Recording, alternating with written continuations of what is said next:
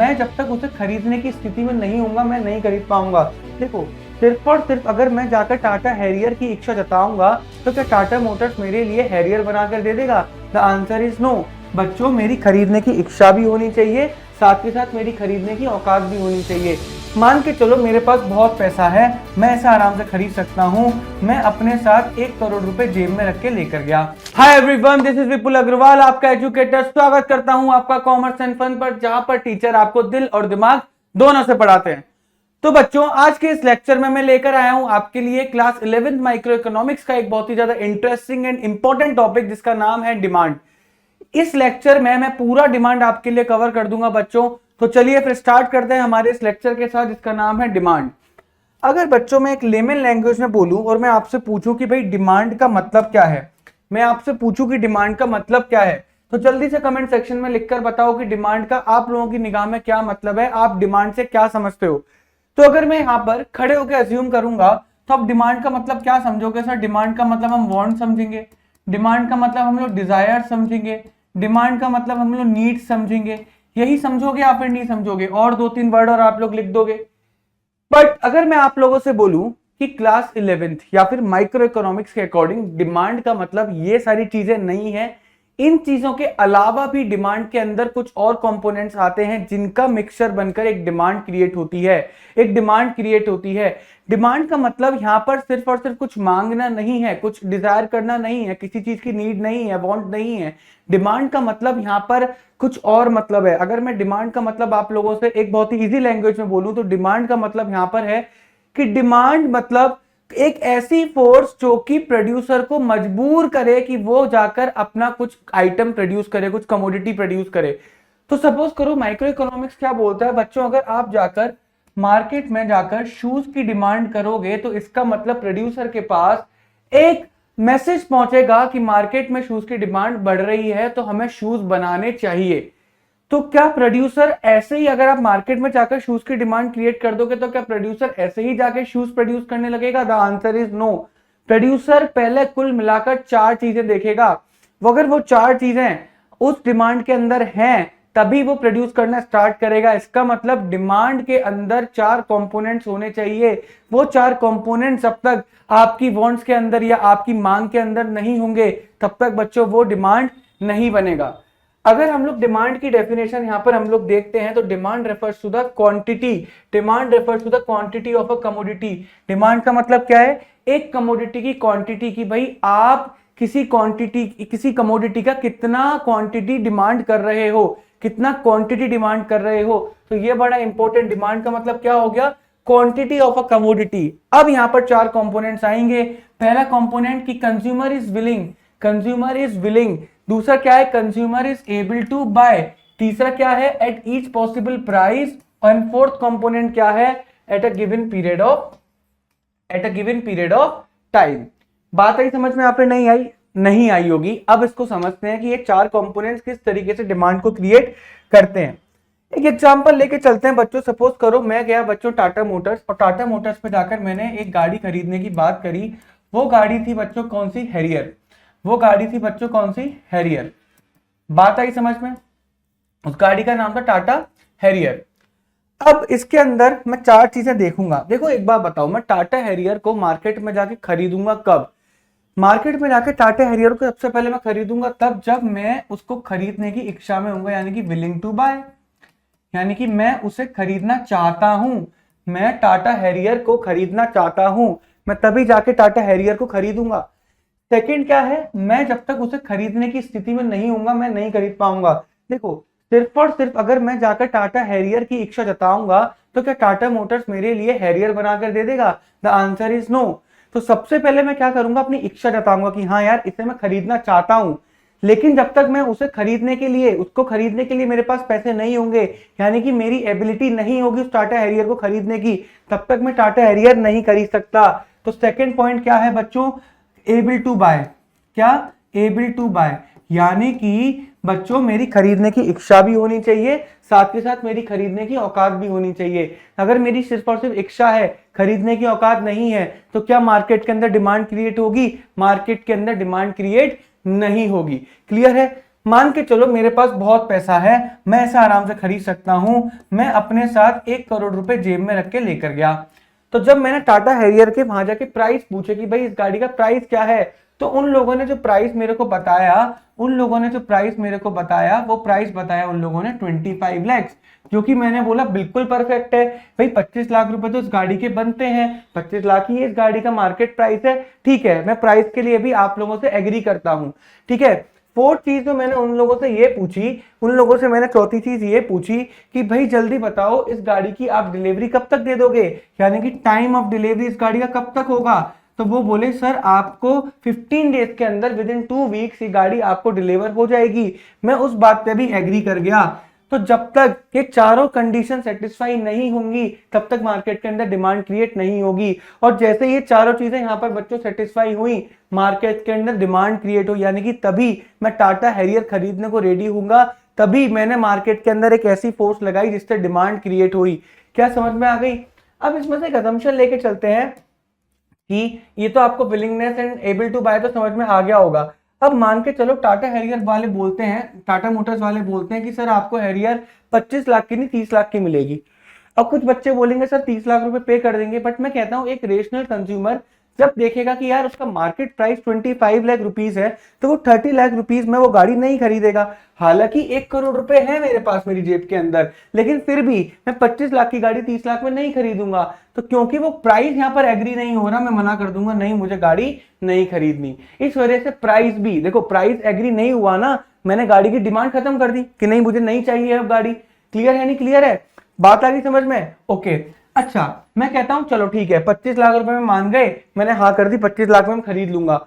जब मैंने time of delivery उन लोगों से पूछा तो उन्होंने बोला सर आपकी जो गाड़ी डिलीवर होगी वो 1 साल बाद डिलीवर होगी, हमारे पास 1 साल की लंबी बुकिंग है। मैंने बोला नहीं भाई, 1 साल तक मैं वेट नहीं कर सकता, इसकी वजह से मैं आपकी गाड़ी नहीं खरीदूंगा। तो क्योंकि यहां पर टाइम भी एग्री नहीं हुआ, तब भी मैंने गाड़ी खरीदने की मना कर दी। तो बच्चों चारों कंपोनेंट्स एक साथ क्यूमुलेटिवली एग्री होने चाहिए, तभी जाकर एक डिमांड क्रिएट होगी, तभी जाकर एक डिमांड क्रिएट होगी। तभी डिमांड की डेफिनेशन में ये 4 कंपोनेंट्स आपको दे रखे हैं। तो demand is the quantity of a commodity that a consumer is willing to buy, पहली बात कंज्यूमर की इच्छा होनी चाहिए, एबल टू बाय कंज्यूमर की औकात भी होनी चाहिए, एट द पर्टिकुलर प्राइस एक प्राइस पॉइंट पर, एंड अ पर्टिकुलर टाइम एक पर्टिकुलर टाइम पर ही जाकर क्या होगी, डिमांड क्रिएट होगी। ये चारों कंपोनेंट्स एक साथ आपस में एग्री करने चाहिए, तभी मार्केट के अंदर बच्चों क्या होगी, डिमांड क्रिएट होगी। तभी मार्केट के अंदर क्या होगी बच्चों, डिमांड क्रिएट होगी। बात आई समझ में? अगर हम लोग आगे बढ़े तो डिमांड 2 तरीके की होती है। पहली क्या होती है हमारी इंडिविजुअल डिमांड, दूसरी क्या होती है हमारी मार्केट डिमांड। पहली क्या होगी बच्चों हमारी इंडिविजुअल डिमांड, दूसरी हो गई बच्चों हमारी मार्केट डिमांड। इंडिविजुअल डिमांड क्या होती है? इंडिविजुअल डिमांड में जहां पर एक कंज्यूमर की डिमांड देखी जाती है, एक कंज्यूमर की डिमांड देखी जाती है। लेट्स टेक एन एग्जांपल, मान के चलो कि मार्केट के अंदर एक इंसान है विपुल, मार्केट के अंदर एक इंसान है विपुल। तो देखा जाएगा कि विपुल कितने अलग अलग प्राइस पॉइंट पर कितनी कितनी डिमांड क्वांटिटी, मतलब कितनी कमोडिटी की क्वांटिटी डिमांड करता है। तो मैं कहता हूं जब प्राइस 1 रुपए होगा तो जो विपुल है वो 5 क्वांटिटी डिमांड करेगा। जब प्राइस 2 रुपए होगा तो वो 4 क्वांटिटी डिमांड करेगा। जब प्राइस 3 रुपए होगा तब वो 3 क्वांटिटी डिमांड करेगा। जब प्राइस 4 रुपए होगा तब वो 2 क्वांटिटी डिमांड करेगा। जब 5 रुपए होगा तब वो 1 क्वांटिटी डिमांड करेगा।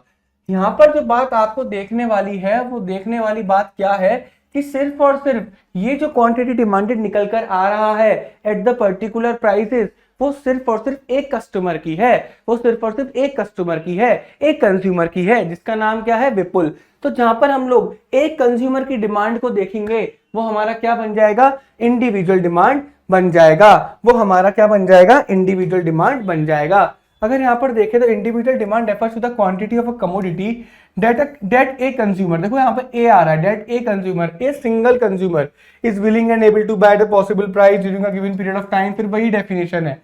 अच्छा, फिर मार्केट डिमांड क्या हुआ? अब आपको पता है कि मार्केट के अंदर कोई एक कंज्यूमर तो नहीं होगा, मार्केट के अंदर तो वेरियस कंज्यूमर हो गए। तो हम लोग ये मान के चल लेते हैं यहाँ पर मार्केट के अंदर 3 कंज्यूमर हैं, यहाँ पर मार्केट के अंदर 3 कंज्यूमर हैं, ठीक है। एक का नाम है क्या, विपुल, एक का नाम है क्या, संजय, और एक का नाम है बच्चों हिमांशु। तो इन तीनों की जब डिमांड को हम लोग कैलकुलेट करेंगे तो हमारे पास क्या निकल कर आएगी, मार्केट डिमांड निकल कर आएगी। क्या निकल कर आएगी, मार्केट डिमांड निकल कर आएगी। क्लियर, आ जाइए। तो हम लोग देखते हैं कि जब हमारा प्राइस 1 रुपए होगा तो 1 रुपए के प्राइस पे विपुल 5 यूनिट खरीदने को तैयार है, संजय 6 यूनिट खरीदने को तैयार है और हिमांशु 7 यूनिट खरीदने को तैयार है। तो 1 रुपए पे विपुल 5 खरीदेगा, संजय 6 खरीदेगा, हिमांशु 7 खरीदेगा। तो टोटल मार्केट के अंदर कितनी डिमांड क्रिएट हुई, ओवरऑल मार्केट के अंदर कितनी डिमांड क्रिएट हुई, तो इनको प्लस कर दो, 5 + 6 11 + 7 18। क्लियर।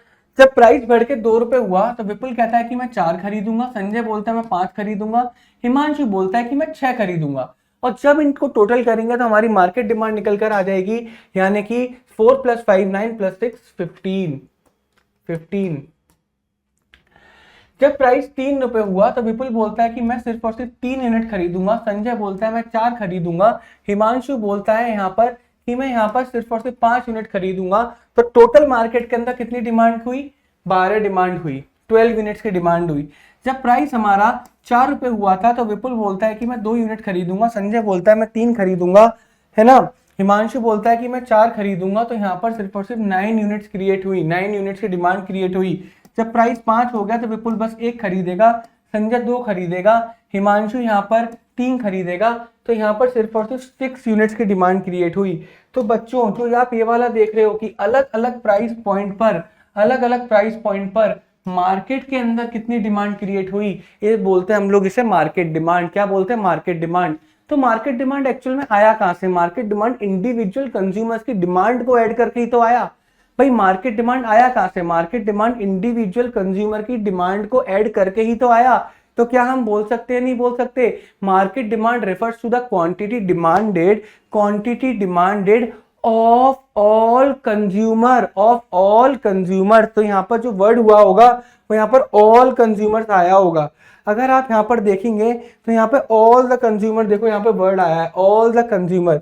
तो quantity of a commodity that all the consumers are willing and able to buy at a particular price during a given period of time. फिर वही डेफिनेशन आ जाएगी डिमांड वाली। तो आई होप आप लोगों को समझ में आ गया होगा। तो इंडिविजुअल डिमांड का क्या मतलब हुआ, जहां पर एक कंज्यूमर की डिमांड को हम लोग चेक करेंगे। और मार्केट डिमांड का मतलब क्या हुआ, जहां पर हम लोग सारे कंज्यूमर की डिमांड को एक्यूमुलेट करके ऐड करके जब शो करेंगे तो उससे बोलेंगे क्या हम लोग, मार्केट डिमांड। उसे क्या बोलेंगे बच्चों, उसे हम लोग बोलेंगे मार्केट डिमांड। और ये इनके क्या है, शेड्यूल है, ये इनके क्या है, शेड्यूल है। डिटर्मिनेंट्स ऑफ डिमांड की बात करें, देखो डिटर्मिनेंट्स का मतलब क्या होता है, what do you mean by the determinants. पहले डिटर्मिनेंट्स का समझते हैं। डिटर्मिनेंट्स मतलब factors affecting demand, factors affecting demand, factors affecting demand.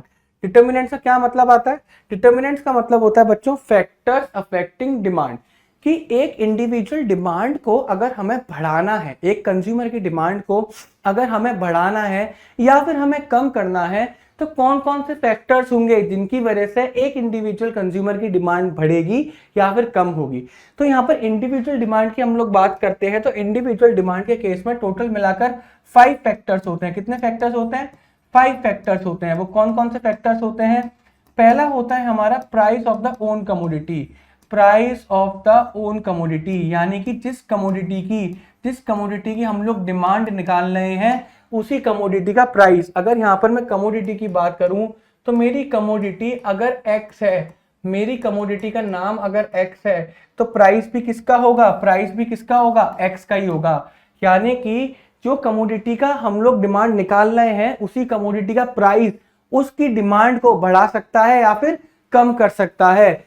साथ दूसरा क्या है, price of the related goods, price of the related goods, जो उससे रिलेटेड गुड्स होंगे वो भी उनके प्राइसेस भी, यानी कि एक्स के जो रिलेटेड गुड्स होंगे उनके प्राइसेस भी क्या कर सकते हैं, एक्स की डिमांड को बढ़ा सकते हैं या फिर कम कर सकते हैं। तो रिलेटेड गुड्स में 2 तरीके के गुड्स आते हैं, एक आता है आपका सब्स्टिट्यूट गुड्स, और दूसरा आता है आपका कॉम्प्लीमेंट्री गुड्स। अभी इसको हम लोग डिटेल में पढ़ेंगे, डिटेल में पढ़ेंगे, थोड़ी देर रुकिए बच्चों। फिर जब हम लोग थर्ड की बात करते हैं, थर्ड आता है इनकम ऑफ द कंज्यूमर, कि कंज्यूमर की इनकम पर भी डिपेंड करता है, कंज्यूमर की इनकम पर भी डिपेंड करता है, कंज्यूमर की इनकम पर भी डिपेंड करता है कि किसी कमोडिटी की डिमांड बढ़ेगी या फिर कम होगी, क्योंकि यहाँ पर हम लोग एक कंज्यूमर की बात कर रहे हैं ना, तो उस कंज्यूमर की इनकम पर भी डिपेंड करेगा क्या डिमांड बढ़ेगी या फिर डिमांड कम होगी। फोर्थ होता है बच्चों टेस्ट एंड प्रेफरेंसेस, बच्चों कंज्यूमर के टेस्ट एंड कंज्यूमर के प्रेफरेंसेस पर भी डिपेंड करता है क्या डिमांड बढ़ेगी या फिर कम होगी।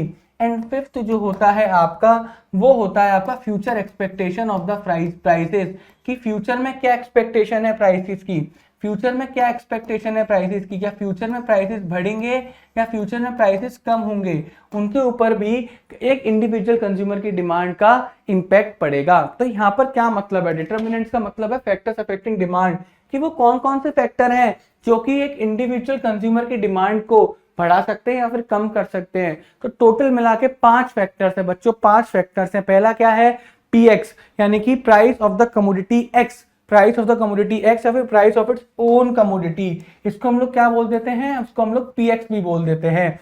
दूसरा क्या है, price of the related goods, इसको हम लोग पीआर भी बोल देते हैं शॉर्ट में। इनकम ऑफ द कंज्यूमर को हम लोग वाई से डिनोट करते हैं, taste and preference of the customer को हम लोग टी से डिनोट करते हैं, एंड फ्यूचर एक्सपेक्टेशन को हम लोग ई से डिनोट करते हैं, एक्सपेक्टेशन से ई से डिनोट करते हैं हम लोग। क्या सबको ये क्लियर है? बहुत ही इजी है, आई होप क्लियर होगा सबको ये सब, ठीक है। चलिए अब एक एक करके देखते हैं price of the given commodity या price of the own commodity. जैसा कि मैंने बोला था क्या होता है, पीएक्स, क्या होता है, पीएक्स। आ जाओ, price of the commodity and the demand of the commodity में कैसे रिलेशन देखने को मिलता है, इनवर्स रिलेशन देखने को मिलता है। अगर मैं विपुल वाला एग्जांपल दोबारा लूं तो विपुल क्या कर रहा था, प्राइस था और उसकी डिमांड थी, तो विपुल क्या कर रहा था, अगर उस एग्जांपल को मैं दोबारा लिखता हूं तो 1 रुपए पे विपुल कितना खरीद रहा था, 5 यूनिट। 2 रुपए पे विपुल 4 यूनिट खरीद रहा था, 3 रुपए पे 3 यूनिट खरीद रहा था, और 4 रुपए पे विपुल 2 यूनिट खरीद रहा था, 5 रुपए पे विपुल 1 यूनिट खरीद रहा था।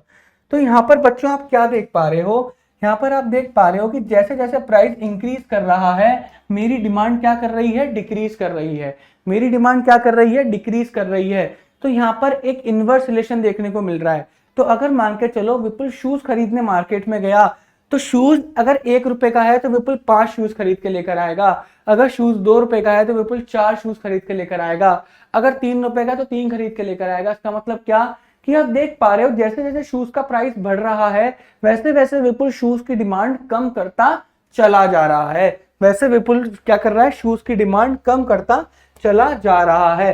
तो कैसा है, एक इनवर्स रिलेशन देखने को मिला, एक उल्टा रिलेशन देखने को मिला कि भाई प्राइस ऑफ एक्स बढ़ा तो डिमांड ऑफ एक्स कम हो गई, प्राइस ऑफ एक्स कम हुआ तो डिमांड ऑफ एक्स बढ़ गई। तो there is a inverse relationship between the price and the quantity demanded. तो px मतलब price of the commodity x and qx मतलब quantity of the commodity x। It means as price increases, जैसे price बढ़ेगा quantity demanded fall हो जाएगा। Clear है या फिर नहीं है, कोई प्रॉब्लम इसमें? नो। आगे देखते हैं price of the related goods. जैसे मैंने आपको बताया कि 2 तरीके के गुड्स यहाँ पर देखने को मिलते हैं रिलेटेड गुड्स में, पहला होता है सब्स्टिट्यूट गुड्स, दूसरा होता है complementary goods. Substitute goods and complementary goods are the related goods of the commodity X। तो commodity X कुछ भी हो सकता है, मान के चलो शूज ले लेते हैं, हम लोग कोल्ड ड्रिंक ले लेते हैं, चाय ले लेते हैं, कॉफी ले लेते हैं, सब कोई भी हम लोग X की जगह मान सकते हैं कि कमोडिटी क्या मान ली, टी मान ली, कमोडिटी क्या मान लिया, कॉफी मान लिया। तो टी और कॉफी के रिलेटेड गुड्स क्या होंगे, तो उनके सब्स्टिट्यूट गुड्स और उनके कॉम्प्लीमेंट्री गुड्स उनके क्या होंगे, रिलेटेड गुड्स होंगे। अच्छा, सब्स्टिट्यूट गुड्स क्या होते हैं? सब्स्टिट्यूट गुड्स का मतलब हो गया वो गुड्स जो कि ओरिजिनल गुड को रिप्लेस कर सकते हैं। तो अगर यहाँ पर हम लोग देखेंगे कि an increase in the price of the complementary goods, तो यहाँ पर जो हमने कॉम्प्लीमेंट्री गुड्स माना था वो टी माना था, और जो ओरिजिनल गुड्स था leads to the decrease in the demand for the given commodity. तो किसकी डिमांड कम हो गई थी, किसकी डिमांड कम हो गई थी, बिस्किट्स की डिमांड क्या हो गई थी बच्चों, बिस्किट की डिमांड क्या हो गई थी बच्चों, कम हो गई थी, बिस्किट्स की डिमांड क्या हो गई थी बच्चों, कम हो गई थी, एंड वाइसी वर्सा, और इसका उल्टा भी। तो आई होप आप लोगों को सब्स्टिट्यूट गुड्स और कॉम्प्लीमेंट्री गुड्स समझ में आ गया होगा। सब्स्टिट्यूट जो रिप्लेस कर सकते हैं, कॉम्प्लीमेंट्री तो साथ में कंज्यूम करा जाएगा। सब्स्टिट्यूट गुड्स के अंदर पॉजिटिव रिलेशन होता है, कॉम्प्लीमेंट्री गुड्स के अंदर नेगेटिव रिलेशन देखने को मिलता है या फिर इनवर्स रिलेशन देखने को मिलता है। चलिए नेक्स्ट बढ़ते हैं इनकम ऑफ द कंज्यूमर। यार बड़ा आसान है, कंज्यूमर की कमाई इनकम बढ़ गई तो डिमांड बढ़ जाएगी, कंज्यूमर की कमाई कम हो गई तो डिमांड कम हो जाएगी। मेरे को एक बात बताओ, आज आप शॉपिंग करने जाते हो बच्चों, आज आपके पापा आपको पॉकेट मनी देते हैं तो लिमिटेड पॉकेट मनी देते हैं, आप कपड़े खरीदने गए, आप 2 शर्ट 2 जीन्स लेकर आए, लेकिन कल को जब आपकी इनकम खुद से आप कमाने लगोगे, आपकी जेब में ज्यादा पैसा होगा तो आप 5 शर्ट और 5 जीन्स खरीद के लेकर आओगे। तो उसका मतलब क्या है कि जब भी एक कंज्यूमर की इनकम इंक्रीज करेगी तो उसकी जो डिमांड होगी वो भी इंक्रीज कर जाएगी, और एक कंज्यूमर की जब इनकम कम हो जाएगी तो उसकी डिमांड भी क्या हो जाएगी, कम हो जाएगी। तो यहाँ पर भी हमें क्या देखने को मिलता है, एक पॉजिटिव रिलेशन देखने को मिलता है कि दोनों चीजें सेम डायरेक्शन में जा रही है, कि इनकम बढ़ती है तो हमारी डिमांड भी बढ़ती है, और इनकम कम होती है तो हमारी डिमांड भी कम हो जाती है। बस वही यहाँ पर दे रखा है कि in case of the normal good, ये नॉर्मल गुड की बात करेंगे, increase in the income leads to the rise in its demand. ठीक है, कि अगर मान के चलो एक कंज्यूमर की इनकम बढ़ी तो उसकी डिमांड भी क्या हो जाती है, कम बढ़ जाती है, लेकिन वहीं पर अगर इनकम कम हो गई तो उसकी डिमांड भी क्या हो जाती है, कम हो जाती है। लेकिन अगर हम बात करेंगे इंफीरियर गुड्स की, इंफीरियर गुड्स मतलब low quality goods, inferior goods मतलब लो क्वालिटी गुड्स, यहाँ पर थोड़ा सा सिस्टम उल्टा चलता है। यार एक बात बताओ, अभी आपके पास इनकम नहीं है या फिर आप एक कम पैसे कमा रहे हो, अभी आप गरीब हो, है ना, एक पुअर इंसान है, तो वो खराब क्वालिटी का गुड्स कंज्यूम कर रहा है। लेकिन कल को अगर वो ज्यादा पैसे कमाने लगेगा, उसकी इनकम इंक्रीज हो जाएगी, वो रिच बन जाएगा, तो क्या तब भी वो उस इंफीरियर गुड्स को, क्या तब भी वो उस क्वालिटी, जो लो क्वालिटी गुड्स है उससे कंज्यूम करेगा? The answer is no. Sir वो लो क्वालिटी गुड्स तो तभी कंज्यूम कर रहा था ना जब उसकी जो इनकम थी वो कम थी, लेकिन जब उसकी इनकम बढ़ जाएगी तो लो क्वालिटी गुड्स को कंज्यूम नहीं करेगा। इसका मतलब यहाँ पर हमें क्या देखा गया, यहाँ पर ये देखा गया कि अगर इनकम हमारी बढ़ गई तो जो इंफीरियर गुड्स की, जो लो क्वालिटी गुड्स की डिमांड है वो क्या हो जाएगी, कम हो जाएगी। बस यहीं पर दे रखा होगा कि इंक्रीज इन द इनकम, की इनकम बढ़ने की वजह से डिमांड क्या हो जाएगी, कम हो जाएगी। वहीं पर डिक्रीज इनकम कम होने की वजह से डिमांड जो है वो बढ़ जाएगी। लेकिन किसके केस में, इंफीरियर गुड्स के केस में। तो आपको याद रखना है कि नॉर्मल गुड्स की बात चल रही है या फिर इंफीरियर गुड्स की बात चल रही है। तो नॉर्मल गुड्स में तो हमें कैसा देखने को मिला, पॉजिटिव रिलेशन देखने को मिला। नॉर्मल गुड्स में तो हमें कैसा मिला, पॉजिटिव रिलेशन देखने को मिला। लेकिन वहीं पर लो क्वालिटी गुड्स के हमें कैसा रिलेशन देखने को मिला, इनवर्स रिलेशन देखने को मिला। क्या ये बात सभी बच्चों को क्लियर है? बहुत इजी है। ठीक है, आगे बढ़ते हैं स्टूडेंट्स। फोर्थ होता है टेस्ट एंड प्रेफरेंसेस। ये कस्टमर के टेस्ट एंड प्रेफरेंसेस पे डिपेंड करता है। अगर कमोडिटी इस समय फैशन में है या फिर कस्टमर उसे प्रेफर करता है, कस्टमर उसे लाइक करता है, कस्टमर अगर किसी चीज को पसंद कर लेता है या फिर वो चीज अभी फैशन में है, तो जाहिर सी बात है कस्टमर उसी चीज को ज्यादा खरीदेगा।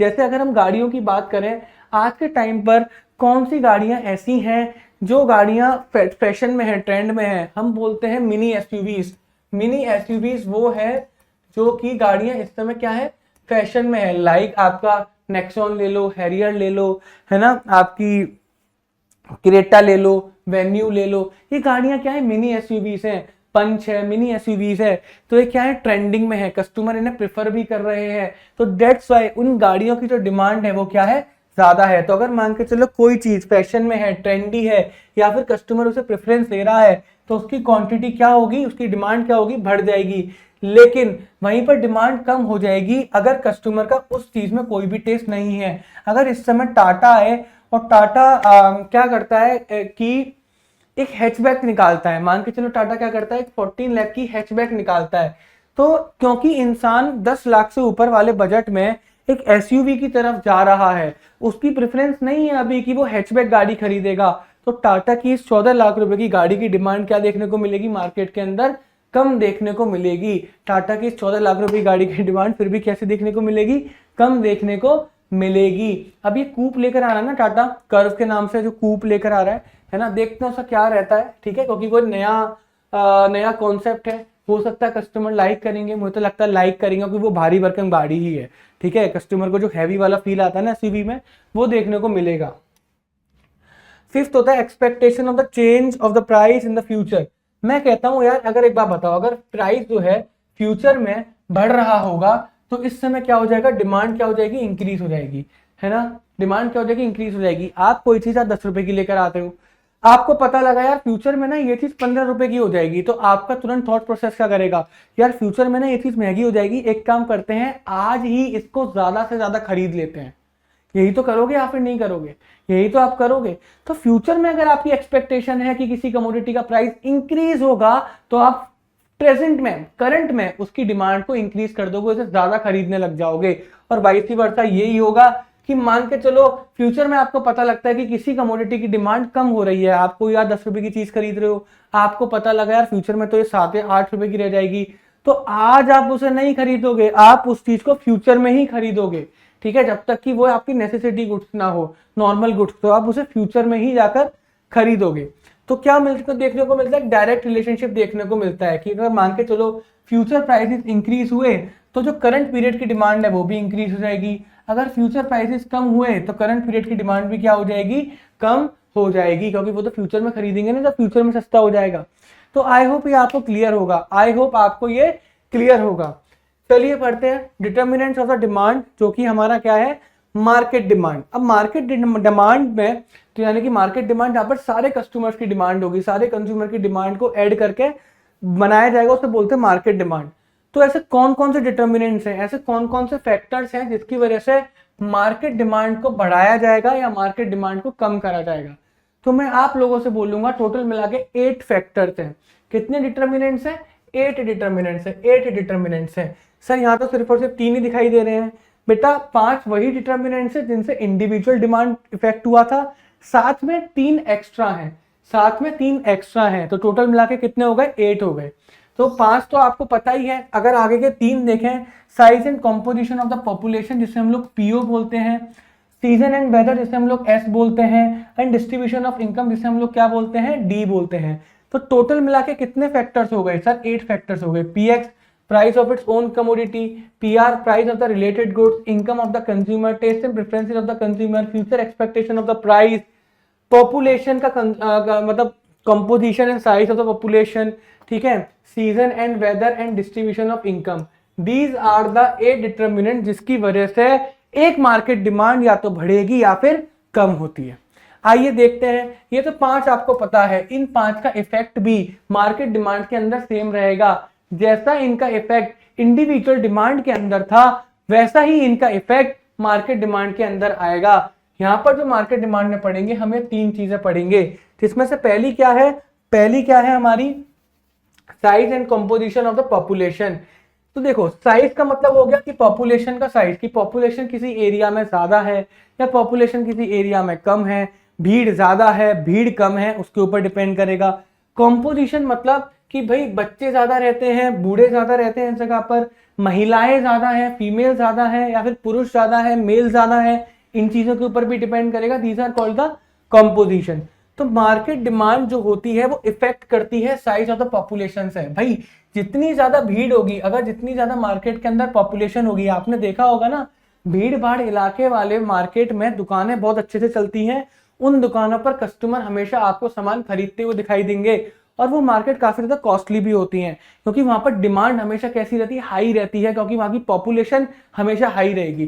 तो जब भी पॉपुलेशन इंक्रीज होगी तो वो मार्केट डिमांड को बढ़ाएगा। लेकिन जहां पर पॉपुलेशन कम हो गई, तो आपकी मार्केट डिमांड क्या हो जाती है, कम हो जाती है। आपकी मार्केट डिमांड क्या हो जाती है, कम हो जाती है। बात आई समझ में, क्लियर है? ओके आगे बढ़ते हैं।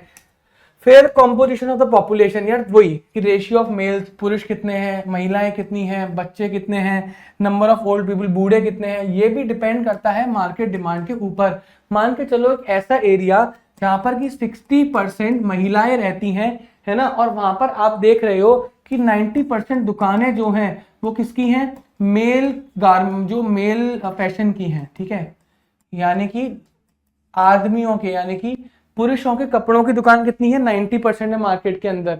लेकिन उस मार्केट के अंदर पॉपुलेशन कंपोजिशन 60% किसका है, फीमेल का है। क्या बच्चों इस मार्केट के अंदर इनकी बिक्री होती होगी? सर होती होगी, लेकिन कम होती होगी। क्या होती होगी, कम होती होगी, क्योंकि जिस मार्केट के अंदर 60% महिलाएं हैं और वहां पर आपको 10 में से 9 दुकानें आदमियों के कपड़ों की मिले तो वो दुकानें ऑफकोर्स की बात है कम चलेंगी, और जो इंसान वहां पर महिलाओं के कपड़ों की दुकान लेके बैठा होगा उसकी दुकान एकदम चमाचम चमकेगी, उसकी दुकान की सेल हमेशा ज्यादा रहेगी। तो ये डिपेंड भी करता है कि भाई कॉम्पोजिशन कैसा है, बच्चे ज्यादा है तो बच्चे के आइटम ज्यादा रखो, महिलाएं ज्यादा है तो महिलाओं के आइटम ज्यादा रखो, मर्द ज्यादा है तो मर्दों के आइटम ज्यादा रखो, बूढ़े ज्यादा तो बूढ़ों के आइटम ज्यादा रखो। तो ये कॉम्पोजिशन पे डिपेंड करता है कि आपको ये भी चेक करना पड़ेगा कि मार्केट का कॉम्पोजिशन कैसा है। सेकंड होता है सीजन वेदर, और सीजनल एंड वेदर कंडीशन वो भी मार्केट डिमांड को इफेक्ट करते हैं। मान के चलो गर्मियां है, समर है, अब समर के अंदर अगर आप लोग बच्चों जैकेट्स बेचना स्टार्ट कर दोगे तो नहीं बिकेंगी। यार गर्मियों का आइटम है, गर्मियों का आइटम, सर्दियों का आइटम है, सर्दियों में जाकर बेचो। गर्मियों में क्या चलेंगी, टी शर्ट चलेंगी, कॉटन टी शर्ट चलेंगी, ये सारी चीजें चलेंगी। वहीं पर अगर विंटर आ जाएगा और विंटर में आप हाफ टी शर्ट बेचोगे तो वो नहीं चलेंगे, क्योंकि विंटर में वूलन क्लॉथ की रिक्वायरमेंट ज्यादा होती है। तो डिपेंड करता है सीजन कैसा है, सीजन के अकॉर्डिंग मार्केट डिमांड बदलती है। तो कभी आप सर्दियों में आप बाजार जाओगे तो आपको दुकानों पर आप हमेशा देखोगे कि वूलन क्लॉथ आपको टंगे हुए मिलेंगे या फिर शोकेस में वूलन क्लॉथ मिलेंगे, क्योंकि वो पूरे मार्केट की डिमांड को इफेक्ट कर रहा है। एक सीजन जो है पूरी मार्केट की डिमांड को इफेक्ट कर रहा है। आप गर्मियों में जाएंगे तो आपको किसी भी दुकान में वूलन क्लॉथ देखने को नहीं मिलेंगे। अगर आपने इस समय इतनी गर्मी में वूलन क्लॉथ बच्चों देख भी लिए तो वैसे ही आप लोग गर्मी से परेशान और ज्यादा होने लगोगे कि इस टाइम पर बच्चों गर्म कपड़े कौन पहन रहा है। थर्ड आता है बच्चों डिस्ट्रीब्यूशन ऑफ इनकम।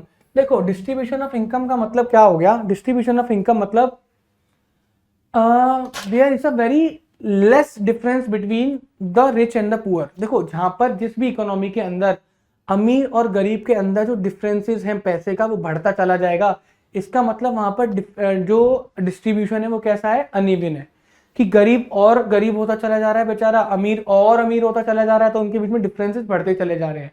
लेकिन एक ऐसी इकोनॉमी जहां पर अमीर और गरीब के बीच में डिफरेंसेस कम है, लोगों के बीच में रीजनल डिस्पैरिटीज कम है, तो इसका मतलब क्या है, इसका मतलब वहां की जो डिस्ट्रीब्यूशन ऑफ इनकम है वो इवन है। तो जहां पर डिस्ट्रीब्यूशन ऑफ इनकम इक्विटेबल मानी जाएगी, जैसे यूके के अंदर डिस्ट्रीब्यूशन ऑफ इनकम काफी हद तक इवन है, वहां पर difference between the rich and the poor बहुत कम है। बात आई समझ में। तो जहां पर इक्विटेबल डिस्ट्रीब्यूशन माना जाएगा वहां पर मार्केट डिमांड हमेशा ज्यादा रहेगी। हाउएवर लेकिन जहां पर डिस्ट्रीब्यूशन ऑफ इनकम अनइवन होगा कि पीपल या तो बहुत ज्यादा रिच है या फिर बहुत ज्यादा गरीब है, तो वहां पर मार्केट डिमांड कैसी रहेगी, हमेशा कम रहेगी। वहां पर मार्केट डिमांड क्या रहेगी, हमेशा कम रहेगी। तो एक ऐसी इकोनॉमी में जाओ जहां पर एवरेज इनकम सबका लगभग सेम है, तो वहां पर मार्केट डिमांड हमेशा ज्यादा रहेगी। लेकिन एक ऐसी इकोनॉमी के अंदर जाओ जहां पर आपको या तो बहुत अमीर लोग मिलेंगे या बहुत ही गरीब लोग मिलेंगे, उस जगह की जो मार्केट डिमांड होगी वो हमेशा क्या रहेगी, कम रहेगी, क्योंकि गरीब तो डिमांड क्रिएट कर ही नहीं सकता ना, because they are not able to buy. जो एबल टू बाय डिमांड वाले कॉन्सेप्ट में था ना, एबल टू बाय, तो गरीब लोग तो एबल टू बाय यानी कि उनकी एबिलिटी टू बाय हमेशा कम होगी, तो वो कम ही डिमांड क्रिएट करेंगे। और अमीर लोग कितने ही होंगे जो इतनी पूरी डिमांड क्रिएट कर देंगे। लेकिन अगर इवन डिस्ट्रीब्यूशन होगा, सबके पास पैसा होगा तो उनकी एबिलिटी टू बाय होगी, तो जब हर इंसान एबल टू बाय होगा वो मार्केट में जाके डिमांड क्रिएट करेगा, मार्केट डिमांड बढ़ेगी। बात आई समझ में, क्लियर है नहीं क्लियर है। तो यहाँ पर हमारे डिटर्मिनेंट्स ऑफ मार्केट डिमांड क्या हो गए, कंप्लीट हो गए। हम लोग बात करते हैं इस समय किसकी, डिमांड फंक्शन की। तो जिसको अच्छे से समझ में आ गया determinants of market demand, determinants of individual demand, उसको डिमांड फंक्शन भी बहुत अच्छे से समझ में आ जाएगा। अब देखते हैं डिमांड फंक्शन क्या होता है। Demand function shows the functional relationship between quantity demanded and for particular commodity and the factors influencing it. जैसे ध्यान से देखना, डिमांड मतलब dx। अब dx क्या है, एक तरीके से dx हमारा आउटपुट है, क्योंकि डिमांड जो है वो किसी फैक्टर्स के ऊपर डिपेंड करती है कि वो फैक्टर्स क्या है। जैसे मैंने बोला ना px, pr, yte, इनके ऊपर डिमांड डिपेंड करती है कि डिमांड बढ़ेगी, कम होगी या कितनी निकल कर आएगी। क्लियर है। तो डिमांड जो होती है वो फैक्टर्स के ऊपर डिपेंड करती है। किसके ऊपर डिपेंड करती है, फैक्टर्स के ऊपर डिपेंड करती है, जो कि उसे क्या करते हैं, अफेक्ट करते हैं, जो कि उसे अफेक्ट करते हैं। बात आई समझ में। अब अगर इन फैक्टर्स के बीच में एक फंक्शनल रिलेशन हो, एक क्या हो, एक फंक्शनल रिलेशन हो, एक रिलेशनशिप अगर आप इसमें से निकाल लो तो उसी को बोला जाता है बच्चों क्या, डिमांड फंक्शन। क्या बोला जाता है, डिमांड फंक्शन बोला जाता है। तो this is a demand function. ये क्या है बच्चों, ये क्या है बच्चों, this is a demand function. जो आपको बिग ब्रैकेट्स के अंदर दिख रहा है, dx is equal to function on the factors affecting it. तो फैक्टर्स अफेक्टिंग इट के और डिमांड के बीच में क्या है, एक एक रिलेशन है, कैसा रिलेशन है, फंक्शन रिलेशन है, तो इसी को क्या बोला जाएगा, डिमांड फंक्शन बोला जाएगा। इसको मैं इनपुट भी बोल सकता हूँ, इसको मैं क्या बोल सकता हूँ, इनपुट भी बोल सकता हूँ। बात ही समझ में। तो सर इंडिविजुअल डिमांड फंक्शन क्या होगा, भाई वही बात, इंडिविजुअल डिमांड फंक्शन मतलब डीएक्स। और इंडिविजुअल के केस में डिमांड किन किन फैक्टर्स के ऊपर डिपेंड करता है, 5 फैक्टर्स के ऊपर डिपेंड करता है, तो उनके बीच में फंक्शनल रिलेशनशिप होगा। तो P X, P R, Y, T E, लो ये बन गया इंडिविजुअल डिमांड फंक्शन। क्या बन गया, ये इंडिविजुअल डिमांड फंक्शन। तो ये क्या बता रहा है, फंक्शनल रिलेशनशिप बता रहा है। एफ क्या बता रहा है, एफ बता रहा है फंक्शनल रिलेशनशिप किस किस के बीच में, डीएक्स और factors affecting it between the individual demand, this is the individual demand and the factors affecting individual demand. बात ही समझ में। ऐसे ही सेम निकल कर आ जाएगा किसका, मार्केट डिमांड फंक्शन। तो market demand function, this is a market demand is equal to, there is a relationship, कैसा, functional relationship between market demand and the factors affecting it. तो what are the factors affecting it, these are the factors, these are the factors affecting it। तो ये 8 factors होते हैं जो कि market demand को affect करते हैं। तो इन फैक्टर्स और डिमांड के बीच में एक फंक्शन रिलेशनशिप है, इसी को क्या बोलेंगे, मार्केट डिमांड फंक्शन बोलेंगे। क्या बोलेंगे, मार्केट डिमांड फंक्शन बोलेंगे। जल्दी बताओ कमेंट सेक्शन में बच्चों, लेक्चर इंटरेस्टिंग और इजी है या फिर नहीं है, लेक्चर इंटरेस्टिंग और बहुत ज्यादा इजी है या फिर नहीं है। तो चलिए फिर हम लोग बढ़ते हैं अपने नए लेक्चर, अपने नए टॉपिक की तरफ बच्चों, नेक्स्ट टॉपिक की तरफ चलते हैं। तो ये रहा हमारा next topic, change in quantity demanded versus change in demand. अब क्या होता है sir, change in quantity demanded versus change in demand, आइए समझते हैं, आइए समझते हैं। जैसे मैंने आप लोगों को बच्चों अभी बताया था कि जो हमारा डिमांड फंक्शन होता है, मार्केट डिमांड फंक्शन, वो एक फंक्शन रिलेशनशिप की अगर हम लोग तरफ देखें तो P X, P R, Y, T E, population, season and weather, distribution of income, इन फैक्टर्स की वजह से हमारा मार्केट डिमांड चेंज होता है सर। बिल्कुल बात आ गई समझ में। जो हमारा एक पीएक्स होता है, this is are main determinant, या फिर इसे हम लोग बोलते हैं मेन फैक्टर्स। इसे क्या बोलते हैं हम लोग, मेन फैक्टर्स बोलते हैं। तो जहां पर भी पीएक्स की वजह से हमारा डिमांड चेंज होगा, यानी कि प्राइस की वजह से, price of the own commodity की वजह से हमारा डिमांड चेंज होगा, तो इस सिचुएशन को बोला जाएगा change in quantity demanded, change in quantity demanded. Clear. और जहां पर ये अदर फैक्टर्स की वजह से, these are the other factors, ये क्या है हमारे अदर फैक्टर्स, और जहां पर भी ये अदर फैक्टर्स की वजह से हमारा डिमांड चेंज होगा, इसको बोला जाएगा हमारा चेंज इन डिमांड। इसको बोला जाएगा बच्चों हमारा चेंज इन डिमांड। एक एग्जाम्पल के तौर पे समझते हैं हम लोग, एक एग्जाम्पल के तौर पे समझते हैं। जैसा कि मैंने आप लोगों से बोला था, विपुल एक इंडिविजुअल कस्टमर है, विपुल एक इंडिविजुअल कंज्यूमर है। तो विपुल क्या कर रहा था, विपुल का अलग अलग प्राइस पे विपुल अलग अलग क्वांटिटी को परचेज कर रहा था। जब प्राइस 1 रुपए था तो विपुल 5 यूनिट परचेज कर रहा था, प्राइस 2 रुपए था तो विपुल 4 यूनिट परचेज कर रहा था, प्राइस 3 था तो विपुल 3 यूनिट परचेज कर रहा था, प्राइस 4 था तो विपुल 2 यूनिट परचेज कर रहा था, प्राइस 5 था तो विपुल 1 यूनिट परचेज कर रहा था। अगर आप यहाँ पर देख रहे हो कि जो विपुल की क्वांटिटी डिमांडेड जो चेंज हो रही है, उस चेंज होने के पीछे का रीजन जो है वो प्राइस है। वो चेंज होने के पीछे का रीजन क्या है बच्चों, प्राइस है। तो इस सिचुएशन को बोला जाएगा change in quantity demanded, change in quantity demanded, change in quantity demanded. बात आ गई समझ में। लेकिन वहीं पर अगर मैं बात बोलूं कि भाई सेम इंसान है विपुल, सेम इंसान है विपुल, और विपुल जो है अलग अलग क्वांटिटी खरीद रहा है, विपुल जो है अलग अलग क्वांटिटी खरीद रहा है, लेकिन प्राइस का लेवल जो है वो क्या है, प्राइस का लेवल जो है वो क्या है, सेम है। जब प्राइस 5 रुपए था, विपुल 10 यूनिट खरीद रहा था, 5 पे 20 खरीदने लगा, 5 पे 30 खरीदने लगा, 5 पे 40 खरीदने लगा, 5 पे 50 खरीदने लगा। अब आप यहाँ पर क्या बोल रहे हो कि सर यहाँ पर हमारी क्वांटिटी डिमांडेड तो चेंज हो रही है, हमारी क्वांटिटी डिमांडेड तो चेंज हो रही है, लेकिन प्राइस की वजह से चेंज नहीं हो रही, क्योंकि प्राइस क्या है, प्राइस तो सर कांस्टेंट है, प्राइस तो क्या है सर, कांस्टेंट है। तो ये जो चेंज आपको दिख रहा है यहाँ पर, ये चेंज किसकी वजह से दिख रहा है, ये चेंज दिख रहा है अदर फैक्टर्स की वजह से, अदर फैक्टर्स की वजह से। एक एग्जांपल के तौर पर समझा देता हूँ। मान के चलो विपुल की इनकम जो थी, विपुल की इनकम दुगनी हो गई, तो विपुल 20 यूनिट खरीदने लगा, फिर उसकी इनकम बढ़ गई, विपुल ज्यादा खरीदने लगा, फिर उसकी इनकम बढ़ गई, वो और ज्यादा खरीदने लगा। या फिर विपुल, यहाँ गर्मियां चल रही थी, जैसे जैसे ठंड आने स्टार्ट हुई, जैसे जैसे बच्चों ठंड आना स्टार्ट हुई, वैसे वैसे विपुल ने अपनी क्वांटिटी क्या कर ली, इंक्रीज कर ली।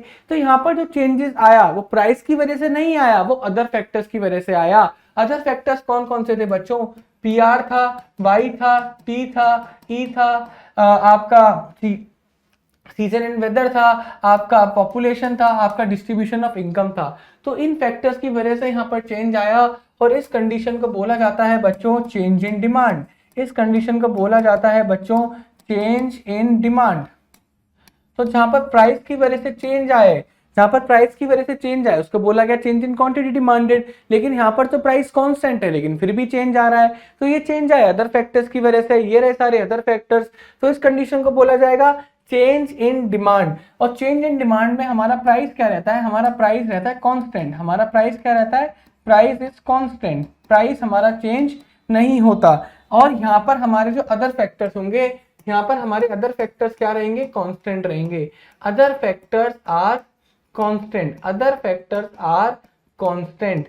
ये बात आपको समझ में आ गई होगी। तो चेंज इन क्वांटिटी डिमांडेड का मतलब जहां पर चेंज इन क्वांटिटी डिमांडेड के अंदर चेंज आया वो due to the change in price होगा, कि प्राइस में चेंज आया तभी क्वांटिटी चेंज हुई, अदर फैक्टर्स कांस्टेंट रहेंगे। लेकिन वहीं पर चेंज इन डिमांड में प्राइस कांस्टेंट रहेगा और अदर फैक्टर्स की वजह से चेंज आएगा। बहुत ही इजी कॉन्सेप्ट है ना। यही चीज देखो यहाँ पर बोली भी गई है, यही चीज यहाँ पर बोली भी गई है कि चेंज इन क्वांटिटी डिमांडेड का मतलब क्या हुआ, कि चेंज इन क्वांटिटी डिमांडेड का मतलब क्या हुआ कि जहाँ पर demand for the given commodity change हुई, यहाँ पर डिमांड चेंज हुई किसकी वजह से, change in its own price, उसी की प्राइस की वजह से चेंज हुई।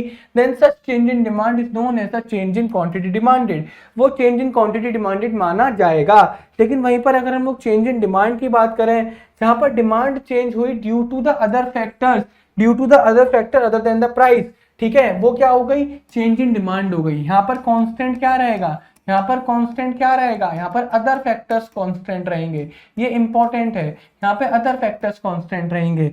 और यहाँ पर क्या रहेगा, हमारा प्राइस जो रहेगा वो क्या रहेगा, कांस्टेंट रहेगा। हमारा प्राइस क्या रहेगा, कांस्टेंट रहेगा। क्या ये बात आप सबकी समझ में आ गई? बहुत इजी कॉन्सेप्ट था, कोई भी प्रॉब्लम इस कॉन्सेप्ट के अंदर नहीं थी। नेक्स्ट आता है हमारा डिमांड स्केड्यूल। स्केड्यूल मतलब क्या होता है, एक टेबुलर स्टेटमेंट होता है जो कि वेरियस क्वांटिटीज बताता है at the various level of prices. जो हमने अभी देखो ये भी क्या था, ये हमारा क्या था, दिस इज आर हमारा शेड्यूल, दिस इज आर हमारा डिमांड शेड्यूल, ठीक है। उससे पहले भी हमने बनाया था, ये भी हमारा डिमांड शेड्यूल है, ये भी हमारा डिमांड शेड्यूल है। अगर मैं यहाँ पर मैं आपको बताऊं तो क्योंकि यहाँ पर एक से ज्यादा कंज्यूमर है तो ये हमारा क्या बन गया, मार्केट डिमांड शेड्यूल।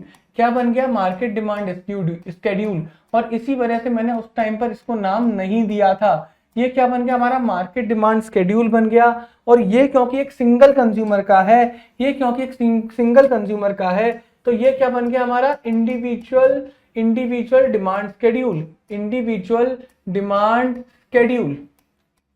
बस यही होता है स्केड्यूल। अब स्केड्यूल क्या है, एक टेबुलर है, एक टेबल ही तो है, टेबल के अंदर अलग अलग क्वांटिटी बताई जा रही है जो परचेज करी है at the different level of prices.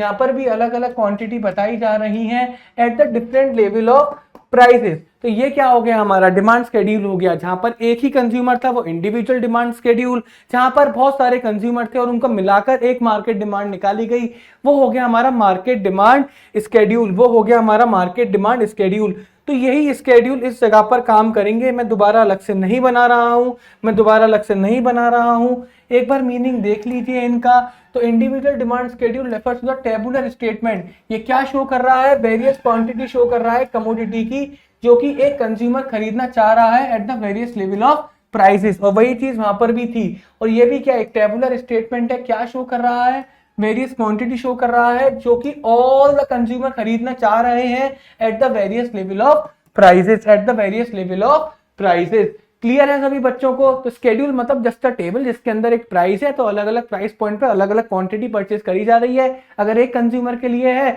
तो इंडिविजुअल डिमांड शेड्यूल होगा, अगर सारे कंज्यूमर के लिए है तो मार्केट डिमांड शेड्यूल हो गया, मार्केट डिमांड शेड्यूल हो गया। अगर अब डिमांड कर्व की बात आती है, अगला टॉपिक हमारा डिमांड कर्व है।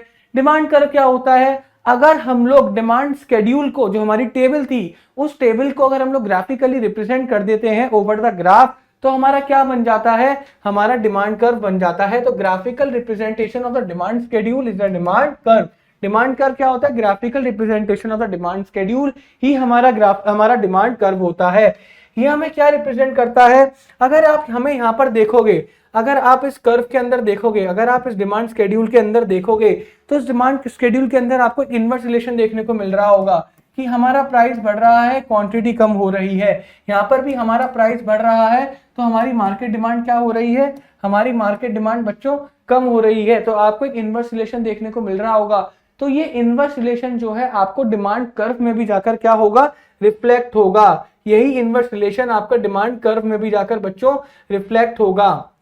यही डिमांड कर्व में भी जाकर बच्चों रिफ्लेक्ट होगा। तो डिमांड इंडिविजुअल डिमांड कर्व क्या हो गया? इंडिविजुअल डिमांड कर्व जहां पर ग्राफिकल रिप्रेजेंटेशन है किसका? इंडिविजुअल डिमांड शेड्यूल का। इंडिविजुअल डिमांड शेड्यूल का। आइए इसको बनाकर दिखाता हूं, आइए इसको बनाकर दिखाता हूं। एक बात ध्यान रखिएगा बच्चों बिल्कुल अच्छे से कि ये हमारा क्या होता है? This is our X axis, this is our Y axis, और ये हमारा क्या होता है? This is our origin. तो हम जो वाई एक्सिस पे जो लेंगे, वाई एक्सिस पे हम लोग क्या लेंगे? प्राइस को लेंगे, और एक्स एक्सिस पे हम किसे लेंगे? क्वांटिटी को लेंगे। तो हमारा प्राइस कितना था? हमारा प्राइस था 1 2 3 4 5, और क्वांटिटी भी कितनी थी? 1 2 3 4 5। क्लियर? ओके।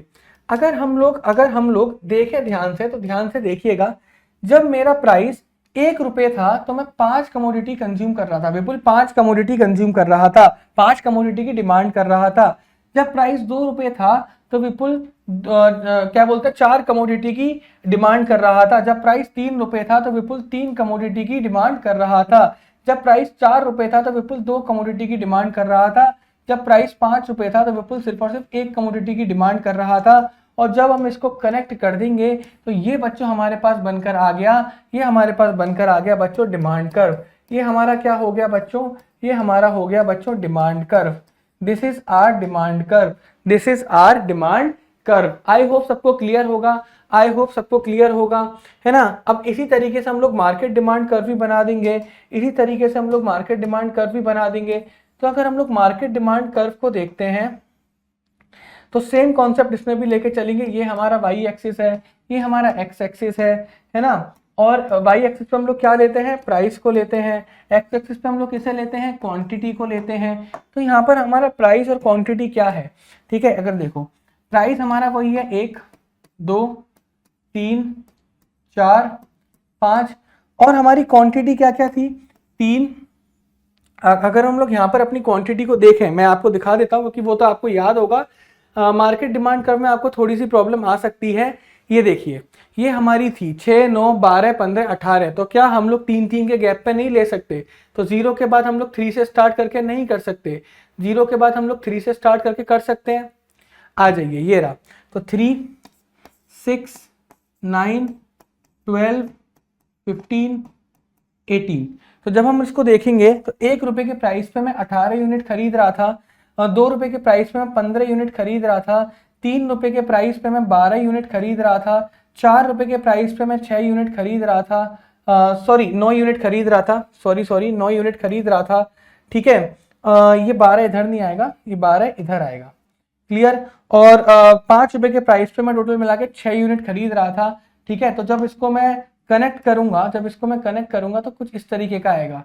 थोड़ा उससे बेटा ऊपर नीचे हो सकता है क्योंकि ऑफ कोर्स मेरे पास एक प्रॉपर ग्राफ नहीं है, लेकिन कर्व कुछ इस तरीके से ही बनेगा। This is our market demand curve, this is our market demand curve.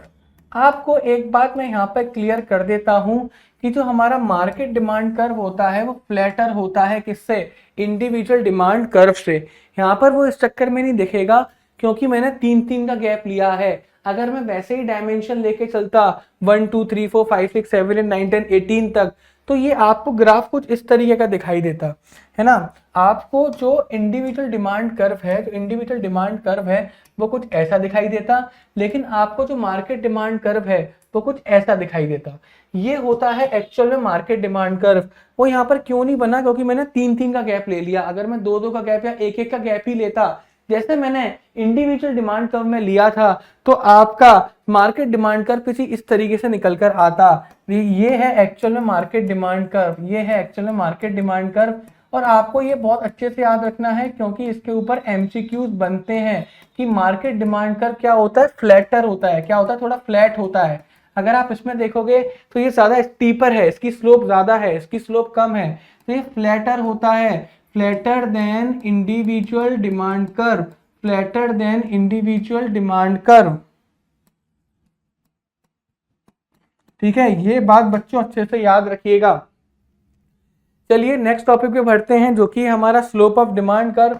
हमारा स्लोप ऑफ डिमांड कर्व जो होता है, हमारा स्लोप ऑफ डिमांड कर्व जो होता है वो क्या होता है, this is the change. Delta को क्या बोलते हैं, चलो पहले चेंज लिख देता हूं, तो change in quantity, sorry change in price divided by change in quantity, change in quantity, change in price divided by change in quantity. इसको दूसरे तरीके से मैं डेल्टा प्राइस, क्योंकि डेल्टा का मतलब भी चेंज ही होता है, डिवाइडेड बाय डेल्टा क्वांटिटी भी लिख सकता हूं। That is our slope. इससे क्या निकलेगी, हमारी स्लोप निकल कर आएगी। इससे क्या निकल कर आएगी, हमारी स्लोप निकल कर आएगी। और जो हमारी स्लोप होगी, स्लोप ऑफ डिमांड कर्व, वो हमेशा नेगेटिव होगी। Slope of demand curve is always negative, is always negative, यानी कि माइनस का साइन इसमें हमेशा आएगा। क्यों आएगा, बिकॉज ऑफ इनवर्स रिलेशन, क्योंकि क्या है, इनवर्स रिलेशन है। क्या है, इनवर्स रिलेशन है, because of inverse relation between price and the quantity demanded between px and qx। क्योंकि प्राइस बढ़ता है, क्वांटिटी कम होती है, प्राइस कम होता है, क्वांटिटी बढ़ती है, इसकी वजह से इनवर्स रिलेशन देखने को मिलता है। और उसी रीजन की वजह से जो हमारी स्लोप निकल कर आती है वो हमेशा नेगेटिव निकल कर आती है। ठीक है, नेक्स्ट बढ़ते हैं लॉ ऑफ डिमांड। नेक्स्ट बढ़ते हैं लॉ ऑफ डिमांड। ये एक्चुअल में आप इनडायरेक्टली अभी जितना भी पढ़ा उसके अंदर ये चीज आप कवर कर चुके हो, बट हमें इसे अलग से पढ़ना है क्योंकि एक इंपॉर्टेंट टॉपिक है, एग्जाम में काफी पूछा जाता है, काफी एमसीक्यूज आते हैं, थ्योरी का क्वेश्चन भी इसके ऊपर आता है। चलिए, लॉ ऑफ डिमांड क्या बोलता है, लॉ ऑफ डिमांड क्या बोलता है, देखिए law of demand states that, law of demand states that there is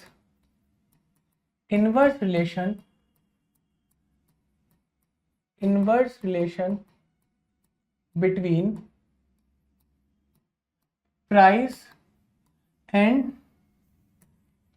quantity demanded of a commodity, quantity demanded of a commodity। लेकिन इसमें एक बात और ध्यान रखनी पड़ती है, क्या, other factors remaining constant, other factors remaining constant. जो अदर फैक्टर्स होंगे वो क्या रहेंगे, कांस्टेंट रहेंगे। और इसका एक टर्म भी होता है अदर फैक्टर्स रिमेनिंग कांस्टेंट का, जिसे हम लोग बोलते हैं बच्चों सेटेरिस पेरिबस। ठीक है, इसके ऊपर एमसीक्यू आ जाते हैं, what do mean by the ceteris paribus, what do mean by the ceteris paribus. तो आपको बस इतना लिखना है, अदर फैक्टर्स बीइंग कांस्टेंट या अदर फैक्टर्स रिमेनिंग कांस्टेंट। ठीक है, तो जब भी अदर फैक्टर्स कांस्टेंट होंगे उसका मतलब क्या होगा, सेटेरिस पेरिबस। क्या होगा उसका मतलब, सेटेरिस पेरिबस। तो ये हमें क्या बता रहा है, अब ये हमें क्या बता रहा है, ये हमें बता रहा है कि इनवर्स रिलेशन है किसके बीच में, प्राइस के बीच में और क्वांटिटी डिमांडेड के बीच में। मतलब कि सर अगर प्राइस बढ़ेगा तो क्वांटिटी डिमांडेड क्या होगी, कम होगी, और अगर प्राइस कम होगा तो क्वांटिटी डिमांडेड क्या होगी, बढ़ेगी। ये बताता है हमें लॉ ऑफ डिमांड। लेकिन इसमें एक बात ध्यान रखनी है कि अदर फैक्टर्स क्या रहेंगे, कांस्टेंट रहेंगे। अदर फैक्टर्स क्या रहेंगे, अदर फैक्टर्स कांस्टेंट रहेंगे, उनका कोई भी इंपैक्ट डिमांड के ऊपर नहीं पड़ेगा। लॉ ऑफ डिमांड बोलता है कि डिमांड के अंदर चेंज सिर्फ और सिर्फ प्राइस की वजह से आएगा, प्राइस बढ़ेगा क्वांटिटी कम होगी, प्राइस कम होगा क्वांटिटी बढ़ेगी।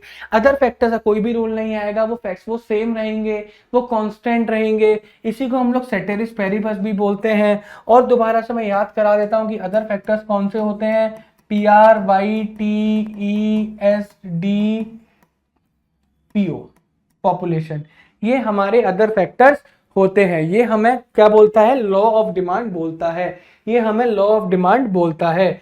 चलिए इंपॉर्टेंट फैक्ट इसके देखते हैं, बड़े इंटरेस्टिंग है। पहला क्या है, इनवर्स रिलेशन। ये तो हमें पता है कि इनवर्स रिलेशन होता है प्राइस और क्वांटिटी डिमांडेड के बीच में, पढ़ लिया। दूसरा, it is a qualitative not quantitative. जो लॉ ऑफ डिमांड होता है वो क्वालिटेटिव, क्वालिटेटिव मतलब क्वालिटी को शो करता है, वो क्वांटिटी को शो नहीं करता। यहाँ पर हमने जितना भी लॉ ऑफ डिमांड पढ़ा, यहाँ पर हमने क्या देखा कि ये हमें डायरेक्शन बता रहा है। क्या बता रहा है बच्चों, डायरेक्शन बता रहा है। डायरेक्शन मतलब प्राइस ऊपर जाएगा क्वांटिटी नीचे आएगी, प्राइस नीचे जाएगा क्वांटिटी ऊपर जाएगी। क्या कहीं पर भी हमें क्वांटिटी रिप्रेजेंट कर रहा है? क्या कहीं पर भी इसने हमें ये बताया कि कितना प्राइस बढ़ेगा, कि कितनी क्वांटिटी कम हुई, कि कितना प्राइस कम हुआ, कितनी क्वांटिटी बढ़ी? ये चीज नहीं बता रहा। ये बस ये बता रहा है कि अगर लॉ ऑफ डिमांड बोलता है कि अगर प्राइस बढ़ा तो क्वांटिटी कम हो जाएगी, प्राइस कम हुआ तो क्वांटिटी बढ़ जाएगी। क्वालिटी को रिप्रेजेंट कर रहा है, डायरेक्शन बता रहा है प्राइस और क्वांटिटी का, ना कि उनकी क्वांटिटी को रिप्रेजेंट कर रहा है, ना कि उनकी क्वांटिटी को रिप्रेजेंट कर रहा है। थर्ड है नो प्रोपोर्शनल रिलेशनशिप। हमेशा देखो, जैसे जरूरी नहीं कि हमेशा the ratio between the ratio of changes, जो कि प्राइस का चेंज है और जो क्वांटिटी का चेंज है, जो उनका जो रेशियो होगा वो हमेशा सेम होगा। ऐसा नहीं बोल रहा कि हमेशा, मतलब नहीं है कि प्राइस अगर 10 यूनिट बढ़ा तो क्वांटिटी 10 यूनिट ही कम हो जाएगी, या प्राइस 10 यूनिट कम हुआ तो क्वांटिटी 10 यूनिट भी बढ़ जाएगी। ऐसा भी देखने को मिल सकता है कि प्राइस एक बार 10 रुपए बढ़ा तो क्वांटिटी 20 यूनिट कम हो गई, और एक बार प्राइस 10 रुपए कम हुआ तो क्वांटिटी 50 यूनिट बढ़ गई। तो कितनी भी प्राइस कम हो सकता है, कितना भी क्वांटिटी बढ़ सकती है, और कितना भी प्राइस बढ़ सकता है, और कितनी भी क्वांटिटी कम हो सकती है। उनके बीच में कोई भी एक फिक्स प्रोपोर्शन, एक फिक्स रेशियो आपको देखने को नहीं मिलेगा। एक फिक्स रेशियो आपको देखने को उसके अंदर नहीं मिलेगा, समझे। फोर्थ होता है it is one sided. One sided का मतलब क्या हुआ? वन साइडेड का मतलब क्या हुआ कि जो क्वांटिटी के अंदर चेंज पड़ता है वो प्राइस की वजह से पड़ता है। तो हम लोग क्या लिखते हैं कि प्राइस बढ़ने की वजह से क्वांटिटी कम हो गया, प्राइस बढ़ने की वजह से क्वांटिटी कम हो गया, और प्राइस कम होने की वजह से क्वांटिटी बढ़ गया। हम लोगों ने ये पढ़ा था। हम लोग ये नहीं पढ़ते कि भैया क्वांटिटी कम हो गई तो प्राइस बढ़ गया, क्वांटिटी बढ़ गई तो प्राइस कम हो गया। ये गलत हो जाएगा, ये तो डबल साइडेड हो गया ना। ये बस ये बताता है कि प्राइस का इंपैक्ट क्वांटिटी के ऊपर पड़ेगा, प्राइस का इंपैक्ट क्वांटिटी के ऊपर पड़ेगा, क्वांटिटी का इंपैक्ट प्राइस के ऊपर नहीं पड़ेगा। It is one sided. आप इसे उल्टा करके नहीं दिखा सकते, आपको ऐसे ही दिखाना पड़ेगा कि प्राइस का इंपैक्ट क्वांटिटी के ऊपर पड़ा, प्राइस कम होने की वजह से क्वांटिटी बढ़ी, या प्राइस बढ़ने की वजह से क्वांटिटी कम हुई। क्वांटिटी कम होने की वजह से प्राइस नहीं बढ़ा, गलत हो गया। क्वांटिटी बढ़ने की वजह से प्राइस कम नहीं हुआ, गलत हो गया। तो law of demand one sided बात बताता है कि भैया प्राइस का इंपैक्ट क्वांटिटी के ऊपर बताता है, क्वांटिटी का इंपैक्ट प्राइस के ऊपर नहीं बताता है। बात आ गई समझ में? क्लियर है सभी के? नेक्स्ट पढ़ते हैं कि ऐसा क्यों होता है। लॉ ऑफ डिमांड का रीजन क्या है? रीजन का मतलब कि सर प्राइस बढ़ने की वजह से क्वांटिटी कम क्यों हुआ, प्राइस कम होने की वजह से क्वांटिटी क्यों बढ़ी, इसके पीछे का रीजन क्या है? इसके पीछे का रीजन है law of diminishing marginal utility. क्या होती है law of diminishing marginal utility? Law of diminishing marginal utility बताता था कि आप जैसे जैसे एक के बाद एक यूनिट को कंज्यूम करते चले जाते हो, तो हर बार जो एडिशनल सेटिस्फेक्शन होता है, जो उससे मिलने वाला एडिशनल सेटिस्फेक्शन होता है, वो क्या होता चला जाता है? कम होता चला जाता है। वो उससे सेटिस्फेक्शन क्या होता है? कम होता चला जाता है। इसकी वजह से लॉ ऑफ डिमांड बना, इसकी वजह से लॉ ऑफ डिमांड बना। मैं बताता हूं दोबारा। हमने law of diminishing marginal utility के अंदर पढ़ा था कि अगर हमारा mu x को अगर हम लोग mu m से डिवाइड कर देते हैं, और अगर हमारे वो px के बराबर हो जाए, इसका मतलब हम लोग किस पे पहुंच गए? हम लोग कंज्यूमर इक्विलिब्रियम पे पहुंच गए। ये हम लोगों ने पढ़ा था। मैं मान लेता हूं mu x मेरा 10 यूटिल्स था, और मेरा mu m 1 था, और मेरा प्राइस कितना था? ₹10 था। तो इसका मतलब ये कंडीशन क्या आ गई? ये कंडीशन आ गई कि कंज्यूमर किस पे पहुंच गया? कंज्यूमर इक्विलिब्रियम पे पहुंच गया, कंज्यूमर इक्विलिब्रियम पर पहुंच गया। बात क्लियर है? कंज्यूमर किस पे पहुंच गया? कंज्यूमर इक्विलिब्रियम पर पहुंच गया। ठीक है। अब मैं कहता हूं कि मेरा प्राइस जो है कम होकर, मेरा प्राइस कम होकर 7 रुपीज पहुंच गया। तो यार अब मैं 10 यूटिल्स मिल रहे थे, 1 रुपए की 1 यूटिल्स थी, तो इसका मतलब अभी भी क्या है कि मुझे और कंज्यूम करना पड़ेगा। ये मुझे क्या बता रहा है? क्योंकि देखो मेरा mu x is greater than px है ना, तो ये मुझे क्या बता रहा है कि भैया और कंजम्पशन करना पड़ेगा। तो इसका मतलब मुझे और सेटिस्फेक्शन मिलेगा। अभी मैं प्राइस कम होने की वजह से अभी मेरे पास और गुंजाइश है, मैं और कंजम्पशन कर सकता हूं, मुझे और कंजम्पशन करना पड़ेगा एक कंज्यूमर को, जिससे कि वो इक्विलिब्रियम में पहुंच सके, क्योंकि क्या हो गया, प्राइस कम हो गया। तो इसका मतलब जैसे ही प्राइस कम हुआ, कंज्यूमर और सेटिस्फेक्शन के लिए और कंज्यूम करेगा, तो इसकी वजह से ही तो बेटा जब प्राइस कम होता है तो उसकी क्वांटिटी डिमांडेड बढ़ जाती है। तो law of diminishing marginal utility इस वजह से यहां पर लगा। दूसरा क्या है, सब्स्टिट्यूशन इफेक्ट। सब्स्टिट्यूशन इफेक्ट ध्यान से सुनना भाई, प्राइस बढ़ने की वजह से क्वांटिटी कम क्यों हुई, क्योंकि जैसे किसी कमोडिटी का, मान के चलो चाय का प्राइस बढ़ा है ना, चाय का प्राइस बढ़ा तो कंज्यूमर क्या करेगा, यार चाय बड़ी महंगी हो गई, एक काम करते हैं कॉफी पीते हैं, क्योंकि उसके पास चाय का एक अच्छा सब्स्टिट्यूट था। तो चाय के प्राइस बढ़ते ही वो किस पे शिफ्ट कर गया, कॉफी पे शिफ्ट कर गया। This is called substitution effect. अगर सब्स्टिट्यूशन नहीं होता तो उसे वही कंज्यूम करना पड़ता, लेकिन उसके पास चाय का सब्स्टिट्यूट था कॉफी, तो चाय का प्राइस बढ़ते ही वो कॉफी पे शिफ्ट कर गया, तो चाय की डिमांड क्या हो गई, कम हो गई। थर्ड क्या है, इनकम इफेक्ट। थर्ड क्या है, इनकम इफेक्ट। अब इधर ध्यान से देखना, देखो मान के चलो कि income effect refers to the effect on demand when the real income of the consumer changes due to change in price of the given commodity। हा, बड़ी प्यारी बात बोली।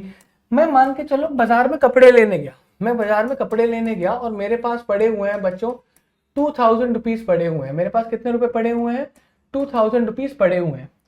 अब जब मैं बाजार में गया, मैं जाकर देख रहा हूं कि भाई एक टी शर्ट जो है वो 500 रुपीज की है, ठीक है, एक शर्ट है जो कि है 700 रुपीज की, और एक जीन्स है जो कि है हमारी 800 रुपीज की। तो मैं 2000 रुपए में एक टी शर्ट ले आया, एक शर्ट ले आया, एक जीन्स ले आया, और मेरे 2000 रुपए खर्च हो गए। बट अगर मान के चलो ये जो मेरी टी शर्ट है वो टी शर्ट हो जाए बच्चों 300 रुपए की, टी शर्ट हो जाए बच्चों 300 रुपए की, और जो मेरी शर्ट है, शर्ट हो जाए बच्चों 500 रुपए की, और जीन्स हो जाए बच्चों मेरी कितने रुपए की, 600 रुपीज की। तो क्या अभी भी 2000 रुपए में एक ही आएंगे, नहीं, अलग अलग कॉम्बिनेशन बन सकते हैं कि मैं एक टी शर्ट ले सकता हूं, मैं एक शर्ट ले सकता हूं, और मैं 2 जीन्स ले सकता हूं, तब भी मेरे 2000 रुपए ही खर्च होंगे, तब भी मेरे 2000 रुपए ही खर्च होंगे। बात ही समझ में। मैं बच्चों यहाँ पर क्या ले सकता हूँ, 3 टी शर्ट ले सकता हूँ, एक शर्ट एक जीन्स ले सकता हूँ, तब भी मेरे बच्चों कितने रुपए खर्च हुए, तब भी मेरे बच्चों 2000 रुपए खर्च हुए। बात ही समझ में यहाँ पर नहीं आई। तो इसका मतलब क्या हुआ कि यहाँ पर भी मैं 4 कमोडिटी लेकर आया है ना, यहाँ पर मैंने 5 कमोडिटी खरीदी, और यहाँ पर मैं 3 कमोडिटी खरीद रहा था।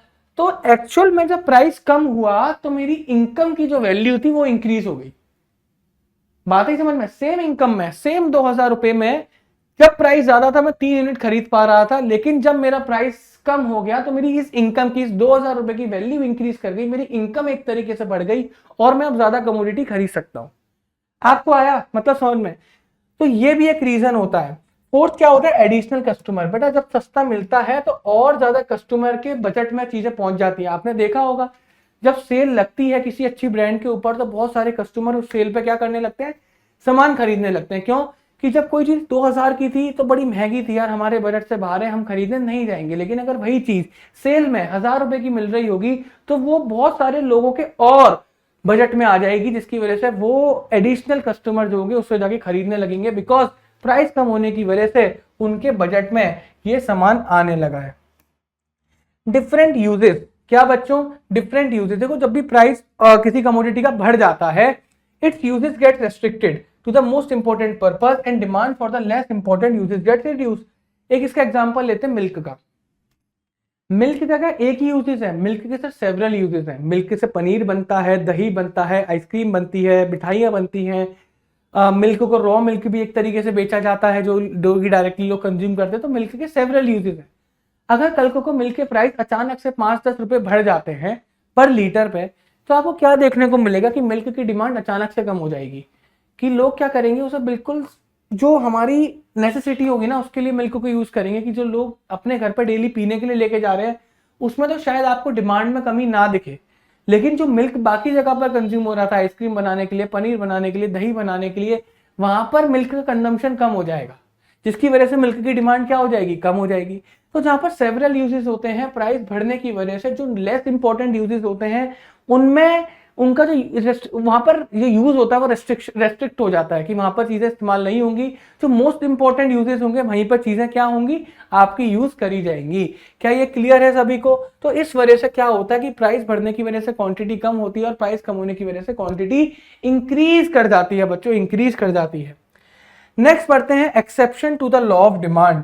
Exception to the law of demand का मतलब क्या हुआ कि लॉ ऑफ डिमांड अप्लाई नहीं हो रहा। लॉ ऑफ डिमांड क्या बोलता है कि प्राइस बढ़ेगा क्वांटिटी कम होगी, या प्राइस कम होगा और क्वांटिटी बढ़ जाएगी। अब इसके एक्सेप्शन क्या क्या हो सकते हैं? पहला एक्सेप्शन इसका ये हो सकता है कि भैया प्राइस बढ़ा लेकिन क्वांटिटी में कोई भी चेंज नहीं आया, तो ये भी तो लॉ ऑफ डिमांड को नकार रहा है ना, मना कर रहा है ना, लॉ ऑफ डिमांड नहीं लग रहा, क्योंकि लॉ ऑफ डिमांड बोलता है प्राइस बढ़ने की वजह से क्वांटिटी कम होनी चाहिए, लेकिन प्राइस बढ़ा क्वांटिटी में कोई चेंज ही नहीं आया, तो लॉ ऑफ डिमांड नहीं लगा। दूसरा क्या होना चाहिए कि प्राइस कम हुआ लेकिन फिर भी क्वांटिटी के अंदर कोई भी चेंज नहीं आया। तीसरा केस क्या हो सकता है, प्राइस बढ़ा क्वांटिटी बढ़ गई, ये भी लॉ ऑफ डिमांड को मना कर गया। चौथा केस क्या होगा, प्राइस कम हो गया क्वांटिटी डिमांडेड क्या हो गई, कम हो गई, ये भी लॉ ऑफ डिमांड को मना कर गया। अगर ये चारों केसेस आपको दिख रहे हैं, इसका मतलब क्या है कि exception to the law of demand है, लॉ ऑफ डिमांड उस जगह पर अप्लाई नहीं हो रहा है। आइए देखते हैं, पहले एग्जांपल लेते हैं गिफिन गुड। पहला क्या लेते हैं, गिफिन गुड। गिफिन गुड क्या होता है, special kind of inferior goods होता है, एक special kind of inferior goods होता है जिसपे कि कस्टमर अपनी लार्ज पार्ट इनकम का खर्चा करता है, जिसकी वजह से जो डिमांड होती है वो बढ़ जाती है with the increase in price. तो सीधे सीधे बोला कि सर प्राइस बढ़ा क्वांटिटी बढ़ गई, प्राइस बढ़ा क्वांटिटी बढ़ गई और डिमांड क्या हो जाती है, कम हो जाती है with the decrease in price. तो ये तो गिफिन गुड साफ साफ बोल रहा है कि प्राइस बढ़ने की वजह से क्वांटिटी बढ़ गई, तो exception to the law of demand है। कि हमारे इसमें केसेस में दिखाई दे रहा है, नहीं दे रहा सर, ये रहे दोनों केसेस साफ साफ दिखाई दे रहे हैं, exception to the law of demand है। अब गिफिन गुड को थोड़ा सा मैं 1 मिनट के अंदर एक्सप्लेन कर देता हूं। देखो गिफिन गुड एक स्पेशल तरीके का लो क्वालिटी गुड होता है जिसपे कि कस्टमर अपनी काफी हैवी अमाउंट ऑफ इनकम को स्पेंड करता है। जैसे एक वर्किंग क्लास एग्जांपल का हम लोग एग्जांपल लेते हैं, मान के चलो एक वर्किंग क्लास पर्सन है, वो अपना पेट जो मेनली है वो किससे भरता है, ब्रेड से भरता है, ब्रेड से भरता है और मीट से भरता है।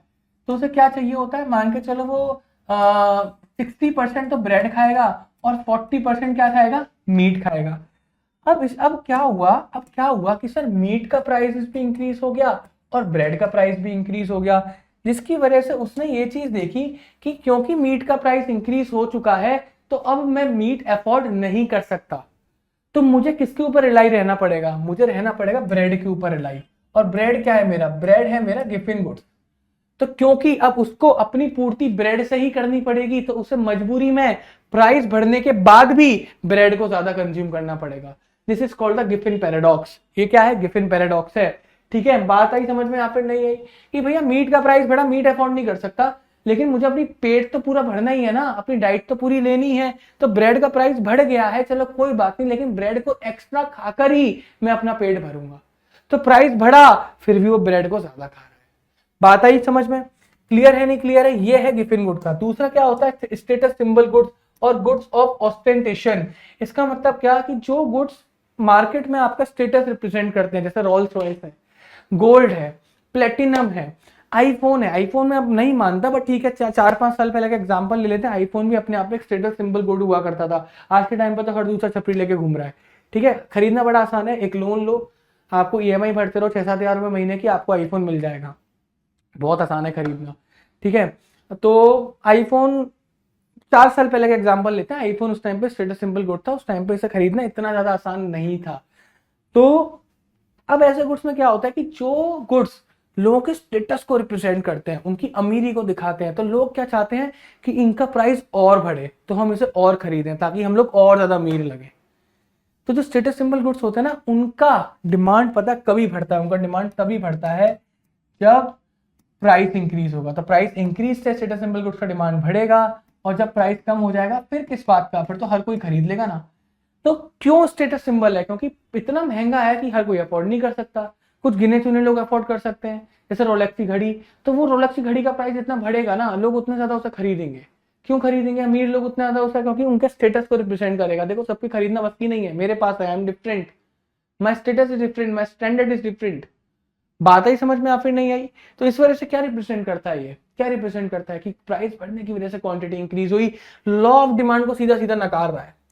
थर्ड होता है फियर ऑफ शॉर्टेज, जहां पर कंज्यूमर को डर होता है। देखो एक एग्जांपल देता हूँ, आज से 10-12 साल पहले की बात है, मैं छोटा था, मुझे ज्यादा अच्छे से याद नहीं है, शायद I was in the class 9th और 10th।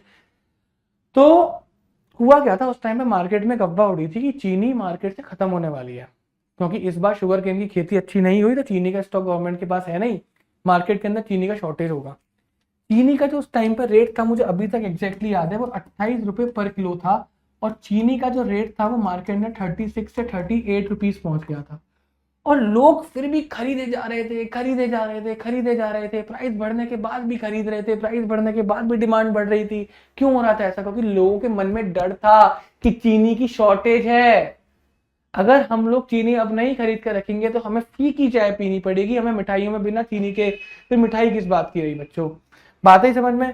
तो लोग खरीदे जा रहे थे महंगे दाम पर, महंगे दाम पर खरीदे जा रहे थे, खरीदे जा रहे थे, क्योंकि उनके अंदर क्या था, एक डर था कि चीनी खत्म हो जाएगी। ऐसा ही डर उस दिन देखा गया था जिस दिन लॉकडाउन डिक्लेयर हुआ था, मोदी जी आए थे रात को और उन्होंने 21 दिन का लॉकडाउन पहला वाला जो 2020 में डिक्लेयर करा था।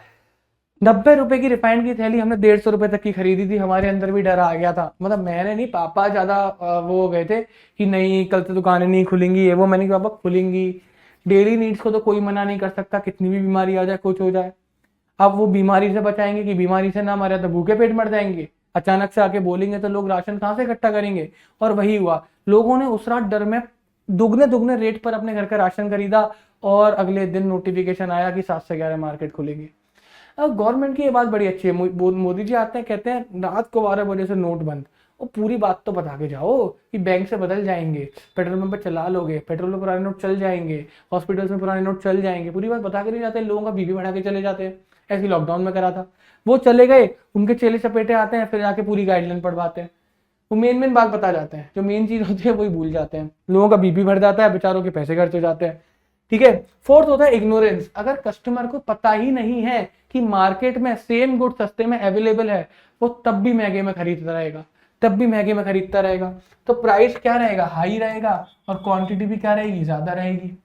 बात ही समझ में आप नहीं है, क्लियर है? क्योंकि तो पता ही नहीं है कि मार्केट के अंदर दूसरा ऑप्शन भी अवेलेबल है। ये एक्चुअली किसका एग्जाम्पल है कि प्राइस बढ़ गया लेकिन क्वांटिटी डिमांडेड में कोई भी चेंज नहीं हुआ, तो लॉ ऑफ डिमांड को नकार रहा है सीधा सीधा।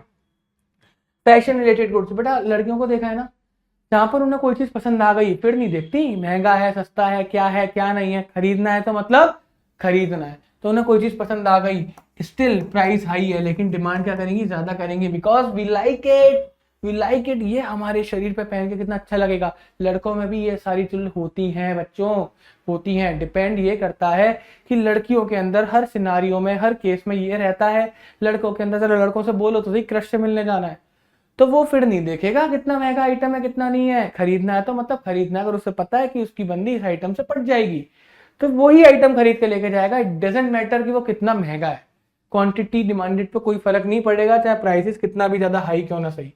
सिक्स होता है नेसेसिटी ऑफ लाइफ, जो हमारी लाइफ की जरूरत की चीजें हैं, जैसे आटा है ना, पानी है, नमक है, सब्जियां हैं, फल है ना, ये जो चीजें होती है जिनके ऊपर, दूध है, जो हमारी लाइफ जिनके ऊपर डिपेंडेंट है, उनका प्राइसेस बच्चों कितना भी क्यों ना बढ़ जाए, लेकिन जो हमें मिनिमम कंजम्पशन रिक्वायरमेंट है वो हमेशा हम लोग मेंटेन करके चलेंगे। तो प्राइस हमारा बढ़ क्यों नहीं गया, लेकिन क्वांटिटी हमारी डिमांडेड कम नहीं हुई, ये भी exception to the law of demand को रिप्रेजेंट कर रहा है। सेवेंथ है चेंज इन वेदर। अभी आप जाओ बाजार में, आप देखोगे गर्मियों के कपड़े, सर्दियों के कपड़े ना, वूलन क्लॉथ बड़े सस्ते मार्केट में मिल रहे हैं, लेकिन आप फिर भी खरीद के लेके नहीं आओगे, आपके बोलोगे जरूरत नहीं है। जो जैकेट इस समय 1000 रुपए की मिल रही होगी आप नहीं खरीदोगे क्योंकि जरूरत नहीं है। एकदम जब ठंड आ जाएंगी फिर रियलाइज होगा अरे यार बहुत ज्यादा जरूरत है, और वही जैकेट आप 2000 की खरीदोगे, बिकॉज वेदर के अंदर चेंज आ गया, अब उसकी रिक्वायरमेंट है, अब वो चाहिए। भाई तू पैसे ले ले, तू दे दे यार, तू दे दे यार, कोई फर्क नहीं पड़ता, तू दे दे, कोई फर्क नहीं पड़ता। बात ही समझ में आप नहीं है क्या? इस समय जैकेट मार्केट में अवेलेबल नहीं होंगी, ढूंढने जाओगे होंगी, वो 2000 वाली 1000 रुपए की मिल जाएगी, लेकिन नहीं, आप में चुल रहे, आप जाके 2000 की ही खरीदोगे जब मार्केट के अंदर वो हो जाएगा। ठीक है। अब आता है movement along the demand curve, यानी कि चेंज इन क्वांटिटी डिमांडेड और कॉन्ट्रैक्शन इन, ये तो हो गया, और शिफ्ट इन डिमांड कर्व। आइए देखते हैं। Movement along the demand curve का मतलब क्या हुआ भाई? Movement along the demand curve का मतलब ये हुआ कि लेट्स सपोज कि ये मेरा क्या है, ये मेरा डिमांड कर्व है, this is my demand curve, ठीक है। अब मैं डिमांड कर्व पे, सेम डिमांड कर्व पे ऊपर और नीचे मूव करूंगा, डिमांड कर्व चेंज नहीं करूंगा। मान के चलो पहले मैं यहाँ था, फिर मैं इससे नीचे आया, मैं इस पॉइंट पर आ गया, फिर मेरा मन करा मैं यहाँ से उठ के ऊपर चला गया, मैं वापस से B2A पर आ गया। तो मैं क्या कर रहा हूँ, सेम डिमांड कर्व पे ऊपर और नीचे जा रहा हूँ, ऊपर और नीचे जा रहा हूँ। इसका मतलब क्या हो गया, दिस इज कॉल्ड मूवमेंट। ये क्या हो गया, movement along the same demand curve. क्या हो गया, movement along the same demand curve, कि मैं सेम डिमांड कर्व पे ही ऊपर नीचे जा रहा हूं। मैं सेम डिमांड कर्व पे ही ऊपर नीचे जा रहा हूं। और ऐसा मुझे कब देखने को मिलेगा, जब चेंज इन क्वांटिटी डिमांडेड होगी। अभी पढ़ा था change in quantity demanded due to change in price, यानी कि due to change in price, यानी कि जब भी आपको बच्चों प्राइस के, सिर्फ और सिर्फ प्राइस की वजह से क्वांटिटी डिमांडेड के अंदर चेंज देखने को मिले, प्राइस की वजह से आपको चेंज देखने को मिले, वहां पर आप डिमांड कर्व पे या तो ऊपर जाओगे या फिर डिमांड कर्व पे आप नीचे आ जाओगे। समझे या फिर नहीं समझे, वही है। तो हम लोग पहला एग्जांपल लेते हैं, expansion in demand. Expansion in demand का मतलब क्वांटिटी डिमांडेड बढ़ गई। अच्छा, क्वांटिटी डिमांडेड क्यों बढ़ी होगी, प्राइस कम होने की वजह से बढ़ी होगी। क्वांटिटी डिमांडेड क्यों बढ़ी होगी, प्राइस कम होने की वजह से बढ़ी होगी। तो expansion in demand refers to the change in quantity demanded. क्यों बढ़ी, due to the fall in price of the commodity. और अदर फैक्टर्स क्या रहेंगे, कांस्टेंट रहेंगे। ये इंपॉर्टेंट है, अदर फैक्टर्स हमेशा क्या रहेंगे, कांस्टेंट रहेंगे। तो इस केस में क्योंकि क्वांटिटी बढ़ गई, प्राइस कम हो गया, प्राइस कम होने की वजह से क्वांटिटी बढ़ गई, तो इसकी वजह से डिमांड कर्व पे क्या इफेक्ट पड़ेगा भैया, आप डिमांड कर्व पे डाउनवर्ड मूवमेंट करोगे, यानी कि डिमांड कर्व पे ऊपर से नीचे आ जाओगे। क्या आ जाओगे, ऊपर से नीचे आ जाओगे। ये रहा उसका एग्जांपल। आपकी प्राइस तो था 20 से 15 हुआ, तो आपकी क्वांटिटी 100 से 150 हो गई। तो आप डिमांड कर्व पे ऊपर से नीचे कैसे आए, देखो आप डिमांड कर्व पे भैया फिर ऊपर से नीचे कैसे आए ऊपर से नीचे आओ, देखो ओहो,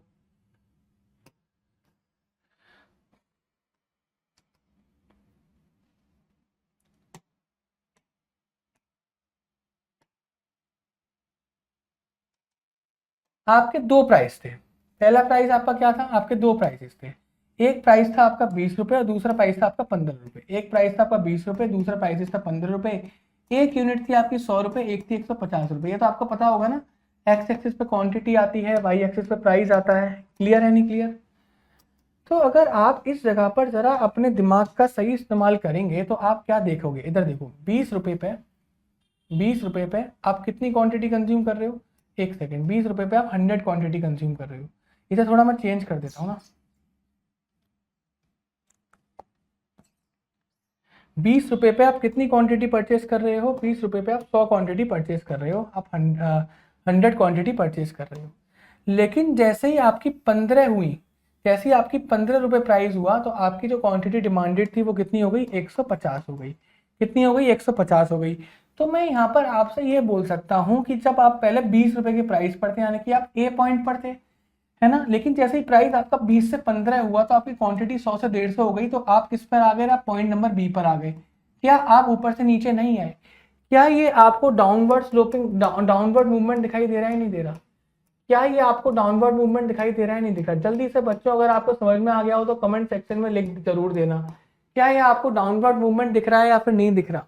बिल्कुल सर, डाउनवर्ड मूवमेंट हमें दिखाई दे रहा है कि हमारी क्वांटिटी डिमांडेड बढ़ी, प्राइस कम हुआ, तो हमारा डाउनवर्ड मूवमेंट हो गया, यानी कि हम सेम डिमांड कर्व पे ऊपर से नीचे की तरफ आ गए। इसको हम लोग क्या बोलते हैं, इसको हम लोग एक्सपेंशन इन डिमांड भी बोलते हैं। क्या बोलते हैं, एक्सपेंशन इन डिमांड भी बोलते हैं।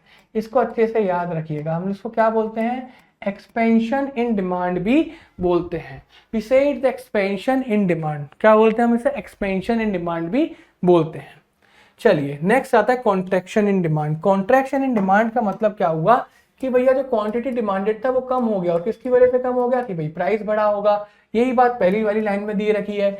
इसको हम लोग क्या बोलेंगे, इसको हम लोग अपवर्ड मूवमेंट बोलेंगे, यानी कि जब भी आपकी क्वांटिटी कम हो रही हो प्राइस बढ़ने की वजह से, यानी कि आपका मूवमेंट सेम डिमांड कर्व पे नीचे से ऊपर की तरफ होगा, नीचे से ऊपर की तरफ होगा। Upward movement. एक बात जरूर याद रखनी है, अदर फैक्टर्स कांस्टेंट रहेंगे, ठीक है। इसको हम लोग डिक्रीज इन क्वांटिटी डिमांडेड भी बोल देते हैं। अब इसी को मैं आपको सॉल्व करके दिखाता हूँ। 20 और 25 रुपए और 100 और 70 रुपए। आओ,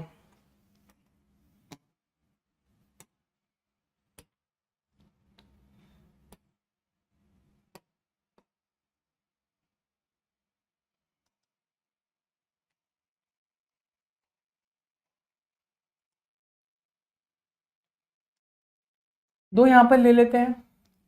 ये हो गया आपका 20 रुपए, ये हो गया आपका 25 रुपए। क्लियर है नहीं क्लियर? अब इधर देखना ध्यान से जरा। जब 20 रुपए की डिमांड थी तो आपकी 20 रुपए का प्राइस था, तो आपकी क्वांटिटी डिमांडेड कितनी थी? 100 थी। 20 रुपए के प्राइस पे आपकी क्वांटिटी डिमांडेड कितनी थी? 100 थी। और आप पॉइंट नंबर ए पे खड़े हुए थे, दैट इज योर ओरिजिनल वो। लेकिन अब हुआ क्या कि प्राइस आपका 20 रुपए से बढ़ के 25 रुपए हो गया, तो आपकी क्वांटिटी डिमांडेड क्या हो गई? कम हो गई। तो आपकी क्वांटिटी 100 रुपए से कितनी हो गई? 70 हो गई। और आप क्या पहुंच गए? ए से बी पॉइंट पे पहुंच गए। तो आप साफ साफ देख पा रहे होगे कि आप नीचे से ऊपर की तरफ जा रहे हैं, आप नीचे से ऊपर की तरफ जा रहे हैं। तो आपकी क्यों का प्राइस 20 से 25 हो गया और क्वांटिटी डिमांडेड 100 से 70 हो गई, तो आप नीचे से ऊपर की तरफ जा रहे हो। This is called the upward movement. ये क्या है हमारा? Upward movement. Upward movement, this is our upward movement. और इसे क्या बोला जाता है? इसे बोला जाता है कॉन्ट्रैक्शन इन डिमांड। क्या बोला जाता है इसे? Contraction in demand. We call it as contraction in demand. इसको क्या बोला जाता है बच्चों? इसे कॉन्ट्रैक्शन इन डिमांड बोला जाता है। कॉन्ट्रैक्शन इन डिमांड बोला जाता है। आगे बढ़ते हैं। अब ये तो हो गया भैया शिफ्ट, सॉरी मतलब movement along the same demand curve. एक ही डिमांड कर्व के ऊपर ऊपर गए या नीचे आए, नीचे गए तो एक्सपेंशन इन डिमांड, ऊपर गए तो कॉन्ट्रैक्शन इन डिमांड। मतलब डिमांड कम हो गई और नीचे आया तो डिमांड बढ़ गई। अब यहाँ देखते हैं शिफ्ट इन डिमांड। शिफ्ट का मतलब अलग अलग डिमांड कर्व, यानी कि एक डिमांड कर्व खिसक के या तो राइट में चला गया या फिर खिसक के लेफ्ट में आ गया। सेम डिमांड कर्व की हम लोग बात करते हैं। तो जब भी हम लोग सेम डिमांड कर्व की बात करेंगे तो when the demand for a commodity changes due to the change in any factor other than the own price. ओ हो, यही तो बात थी बच्चों। चेंज इन डिमांड का मतलब मैंने क्या बताया था? अदर फैक्टर्स की वजह से चेंज होगा, अदर फैक्टर्स की वजह से चेंज होगा। और मेरा प्राइस क्या रहेगा बच्चों? कांस्टेंट रहेगा। यही तो अभी पीछे पढ़ाया था, है ना। इसको बोलते हैं बच्चों क्या? Change in demand. तो चेंज इन डिमांड की वजह से हमें शिफ्टिंग देखने को मिलती है और चेंज इन क्वांटिटी डिमांडेड की वजह से हमें मूवमेंट देखने को मिलता है। तो शिफ्टिंग और मूवमेंट में कंफ्यूज मत हो जाना। जहां पर भी वर्ड है मूवमेंट तो सेम डिमांड कर्व पे होगा, मतलब चेंज इन क्वांटिटी डिमांडेड है। जहां पर वर्ड आए चेंज इन डिमांड, यानी यहाँ पर जहां पर वर्ड आए हाँ शिफ्टिंग, तो वो होता है चेंज इन डिमांड, यानी कि जो चेंज होगा वो अदर फैक्टर्स की वजह से होगा। क्लियर है? तो अदर फैक्टर्स में रीजन क्या क्या होते हैं? जो अदर फैक्टर्स है वही रीजन होंगे।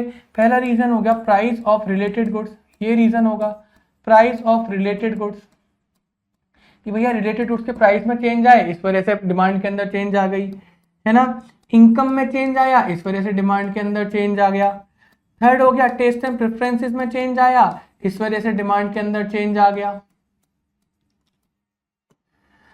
फोर्थ हो गया आपका फ्यूचर एक्सपेक्टेशन ऑफ प्राइसेस के अंदर चेंज आया, तो डिमांड के अंदर चेंज आया।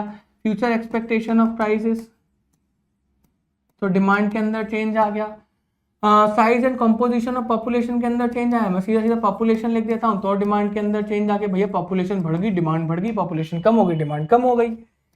सिक्स्थ है आपका सीजन एंड वेदर। ठंड आ गई, ठंड आ गई, ठंड आ गई, तो बच्चों क्या हो गया? क्या हो गया बच्चों? हमारे सर्दियों के कपड़े काम में आएंगे, वुलन क्लॉथ काम में आएंगे, उनकी डिमांड इंक्रीज हो जाएगी। सेवेंथ में क्या कि हमारा डिस्ट्रीब्यूशन ऑफ इनकम क्या है? अगर इवन है तो डिमांड ऑफ कोर्स ज्यादा रहेगी, और डिस्ट्रीब्यूशन ऑफ इनकम कम है, अनइवन है, तो डिमांड कम रहेगी। फिर डिस्ट्रीब्यूशन ऑफ इनकम, ये रीजन होता है बच्चों, ये रीजन होता है शिफ्टिंग का। तो अदर फैक्टर्स ही क्या होते हैं? शिफ्टिंग के रीजंस होते हैं। अदर फैक्टर्स ही क्या होते हैं? शिफ्टिंग के रीजंस होते हैं। आ जाइए, इंक्रीज इन डिमांड। ओहो, इंक्रीज इन डिमांड बच्चों, इंक्रीज इन डिमांड कुछ भी नहीं है भैया। जब भी डिमांड राइज हो जाए किसी कमोडिटी की ड्यू टू एनी फैक्टर, किसी भी फैक्टर की वजह से, बट वो प्राइस नहीं होना चाहिए, यानी कि प्राइस के अलावा किसी भी फैक्टर की वजह से अगर आपको चेंज देखने को मिल रहा है डिमांड के अंदर, मतलब डिमांड बढ़ती हुई दिख रही है, प्राइस के अलावा किसी भी फैक्टर की वजह से, तो उसको हम लोग बोलेंगे बच्चों इंक्रीज इन डिमांड। और इंक्रीज इन डिमांड में राइटवर्ड शिफ्ट देखने को मिलता है, राइटवर्ड शिफ्ट देखने को मिलता है। जैसे यहाँ पर आप देखोगे प्राइस तो सेम था, लेकिन क्वांटिटी डिमांडेड बढ़ के 100 से 150 हो गई। तो भैया शिफ्टिंग कैसे हुई, आइए देखते हैं। शिफ्टिंग कैसे हुई, बिल्कुल देखते हैं। देखिए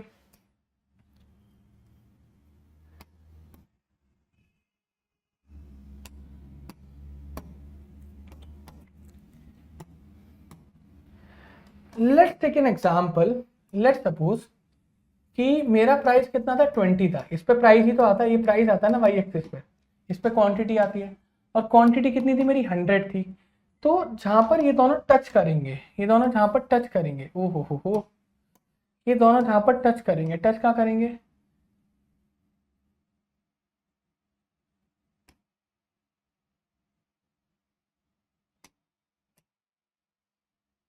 लगभग लगभग इधर करेंगे, है ना।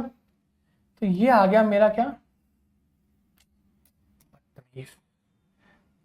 ये आ गया मेरा क्या, डिमांड का। क्लियर है, बिल्कुल सर। अब क्या हो कि भैया सेम प्राइस पॉइंट पे ही मेरी जो क्वांटिटी डिमांडेड थी वो 150 हो गई। ओहो, तो इसका मतलब जो अगला कट जो आएगा, जो अगला कट जो हमें देखने को मिलेगा वो करीबन करीबन यहां देखने को मिलेगा। ओहो, यानी कि सेम प्राइस पॉइंट पर क्वांटिटी डिमांडेड 150 हो गई। इसका मतलब जो मेरा डिमांड कर्व था वो खिसक के इधर हो गया। This is called a rightward shift. बहुत आसान है बच्चों, बहुत आसान है। देख रहे हो, क्योंकि 20 रुपए पे ही 100 यूनिट मांग रहा हूँ, 20 रुपए पे ही 150 मांग रहा हूँ, तो मेरे पास कोई चारा बचा ही नहीं, मुझे राइटवर्ड शिफ्ट करना पड़ा। That is called increase in demand. ये क्या हो गया मेरा, इंक्रीज इन डिमांड। और इसकी वजह से क्या होता है, राइटवर्ड शिफ्ट होता है। क्या होता है, राइटवर्ड शिफ्ट होता है। हमें राइटवर्ड शिफ्ट देखने को मिलता है। क्या देखने को मिलता है हमें बच्चों, राइटवर्ड शिफ्ट देखने को मिलता है। अब ये हो गया डिक्रीज इन डिमांड। यहाँ पर भी देखो सेम वही सीन है, other factors being constant, sorry other factors की वजह से चेंज आएंगे, प्राइस बीइंग कांस्टेंट, प्राइस वही है, लेकिन जो डिमांड है वो मेरी 100 से 70 हो गई है। तो मेरे को लेफ्टवर्ड शिफ्ट देखने को मिलेगा। जल्दी आ जाओ स्टूडेंट, जल्दी भागे भागे चले आओ। ये देखो बच्चों, ये देखो, जादू दिखाता हूँ बच्चों, जादू। तो क्योंकि मेरा प्राइस यहाँ पर क्योंकि मेरा प्राइस यहाँ पर 20 रुपए ही था, बट उस 20 रुपए के प्राइस पे मैं 100 यूनिट मांग रहा हूँ। उस 20 रुपए के प्राइस पे बच्चों मैं 100 यूनिट मांग रहा हूँ। तो जो मेरा जो डिमांड कर्व बनेगा वो अप्रोक्सीमेटली यहीं से बनकर जाएगा, है ना बच्चों।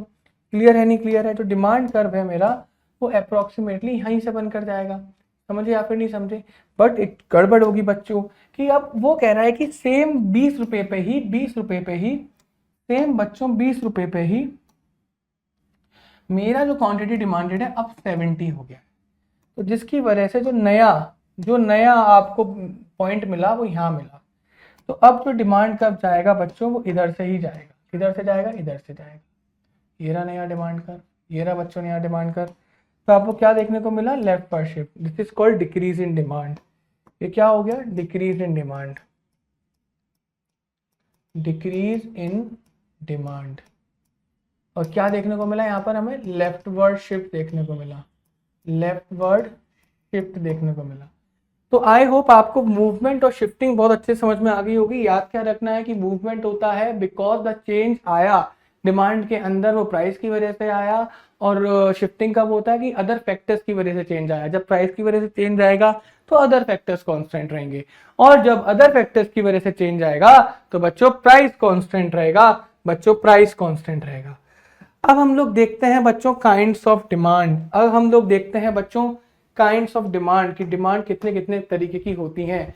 पहली होती है प्राइस डिमांड, जो कि हम लोग पढ़ते आ रहे हैं लॉ ऑफ डिमांड में, जहां पर प्राइस ऑफ डिमांड यानी कि पीएक्स और डीएक्स यानी कि पीएक्स या फिर क्यूएक्स के बीच में क्या होता है, इनवर्स रिलेशन आपको देखने को मिलता है। That is called the price demand. दूसरा होता है इनकम डिमांड।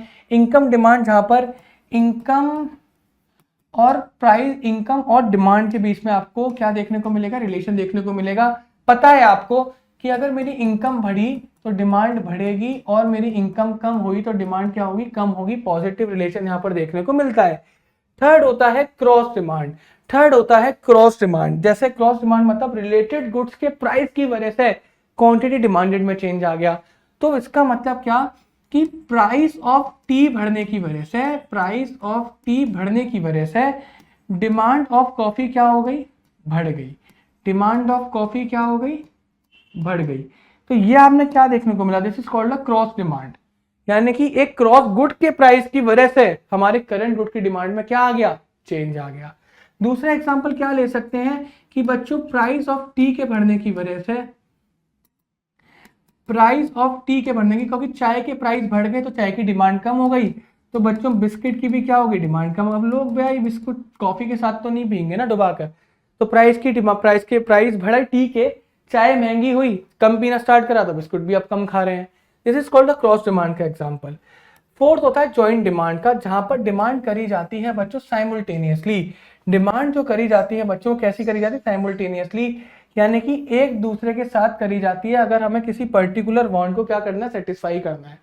जैसे एक एग्जांपल लेके चलते हैं कि हमें घर में चाय बनानी है और चाय बनाने के लिए कुछ कमोडिटीज की रिक्वायरमेंट है। तो क्या चाय एक ही कमोडिटी से बन जाएगा, क्या चाय एक ही प्रोडक्ट से बन जाएगी, नहीं, हमें चाय की पत्ती भी चाहिए, चीनी भी चाहिए, पानी भी चाहिए, पतीला भी चाहिए, गैस भी चाहिए, सारी चीजें चाहिए। तो इन सारी डिमांड एकदम से जनरेट हुई, इन सबकी डिमांड में एक साथ करूंगा तो मेरे को प्रोडक्ट मिलेगा, उससे मैं चाय बना पाऊंगा। ये चाय बनाने का एग्जांपल दिया। तो जॉइंट डिमांड का मतलब जहां पर डिमांड एक साथ साइमल्टेनियसली एक साथ करी जाए अगर मुझे किसी पर्टिकुलर वांट को सेटिस्फाई करना है। तो बात ही समझ में, घर पर चाय बनानी है तो पत्ती भी चाहिए, पानी भी चाहिए, चीनी भी चाहिए, ये सारी चीजें चाहिए, मिल्क भी चाहिए, हम तो दूध वाली चाय पीते हैं, मिल्क भी चाहिए। तो this is called a joint demand. Fifth होता है कंपोजिट डिमांड, जहां पर डिमांड जो है सेवरल यूजेस के लिए रख दी जाती है। For example milk, example demand of milk, कि डिमांड ऑफ मिल्क किसी भी पर्टिकुलर वांट को सेटिस्फाई करने के लिए नहीं होती, वो सेवरल यूजेस के लिए होती है। सिक्स होती है derive demand, demand depends upon the other goods, demand of the other goods.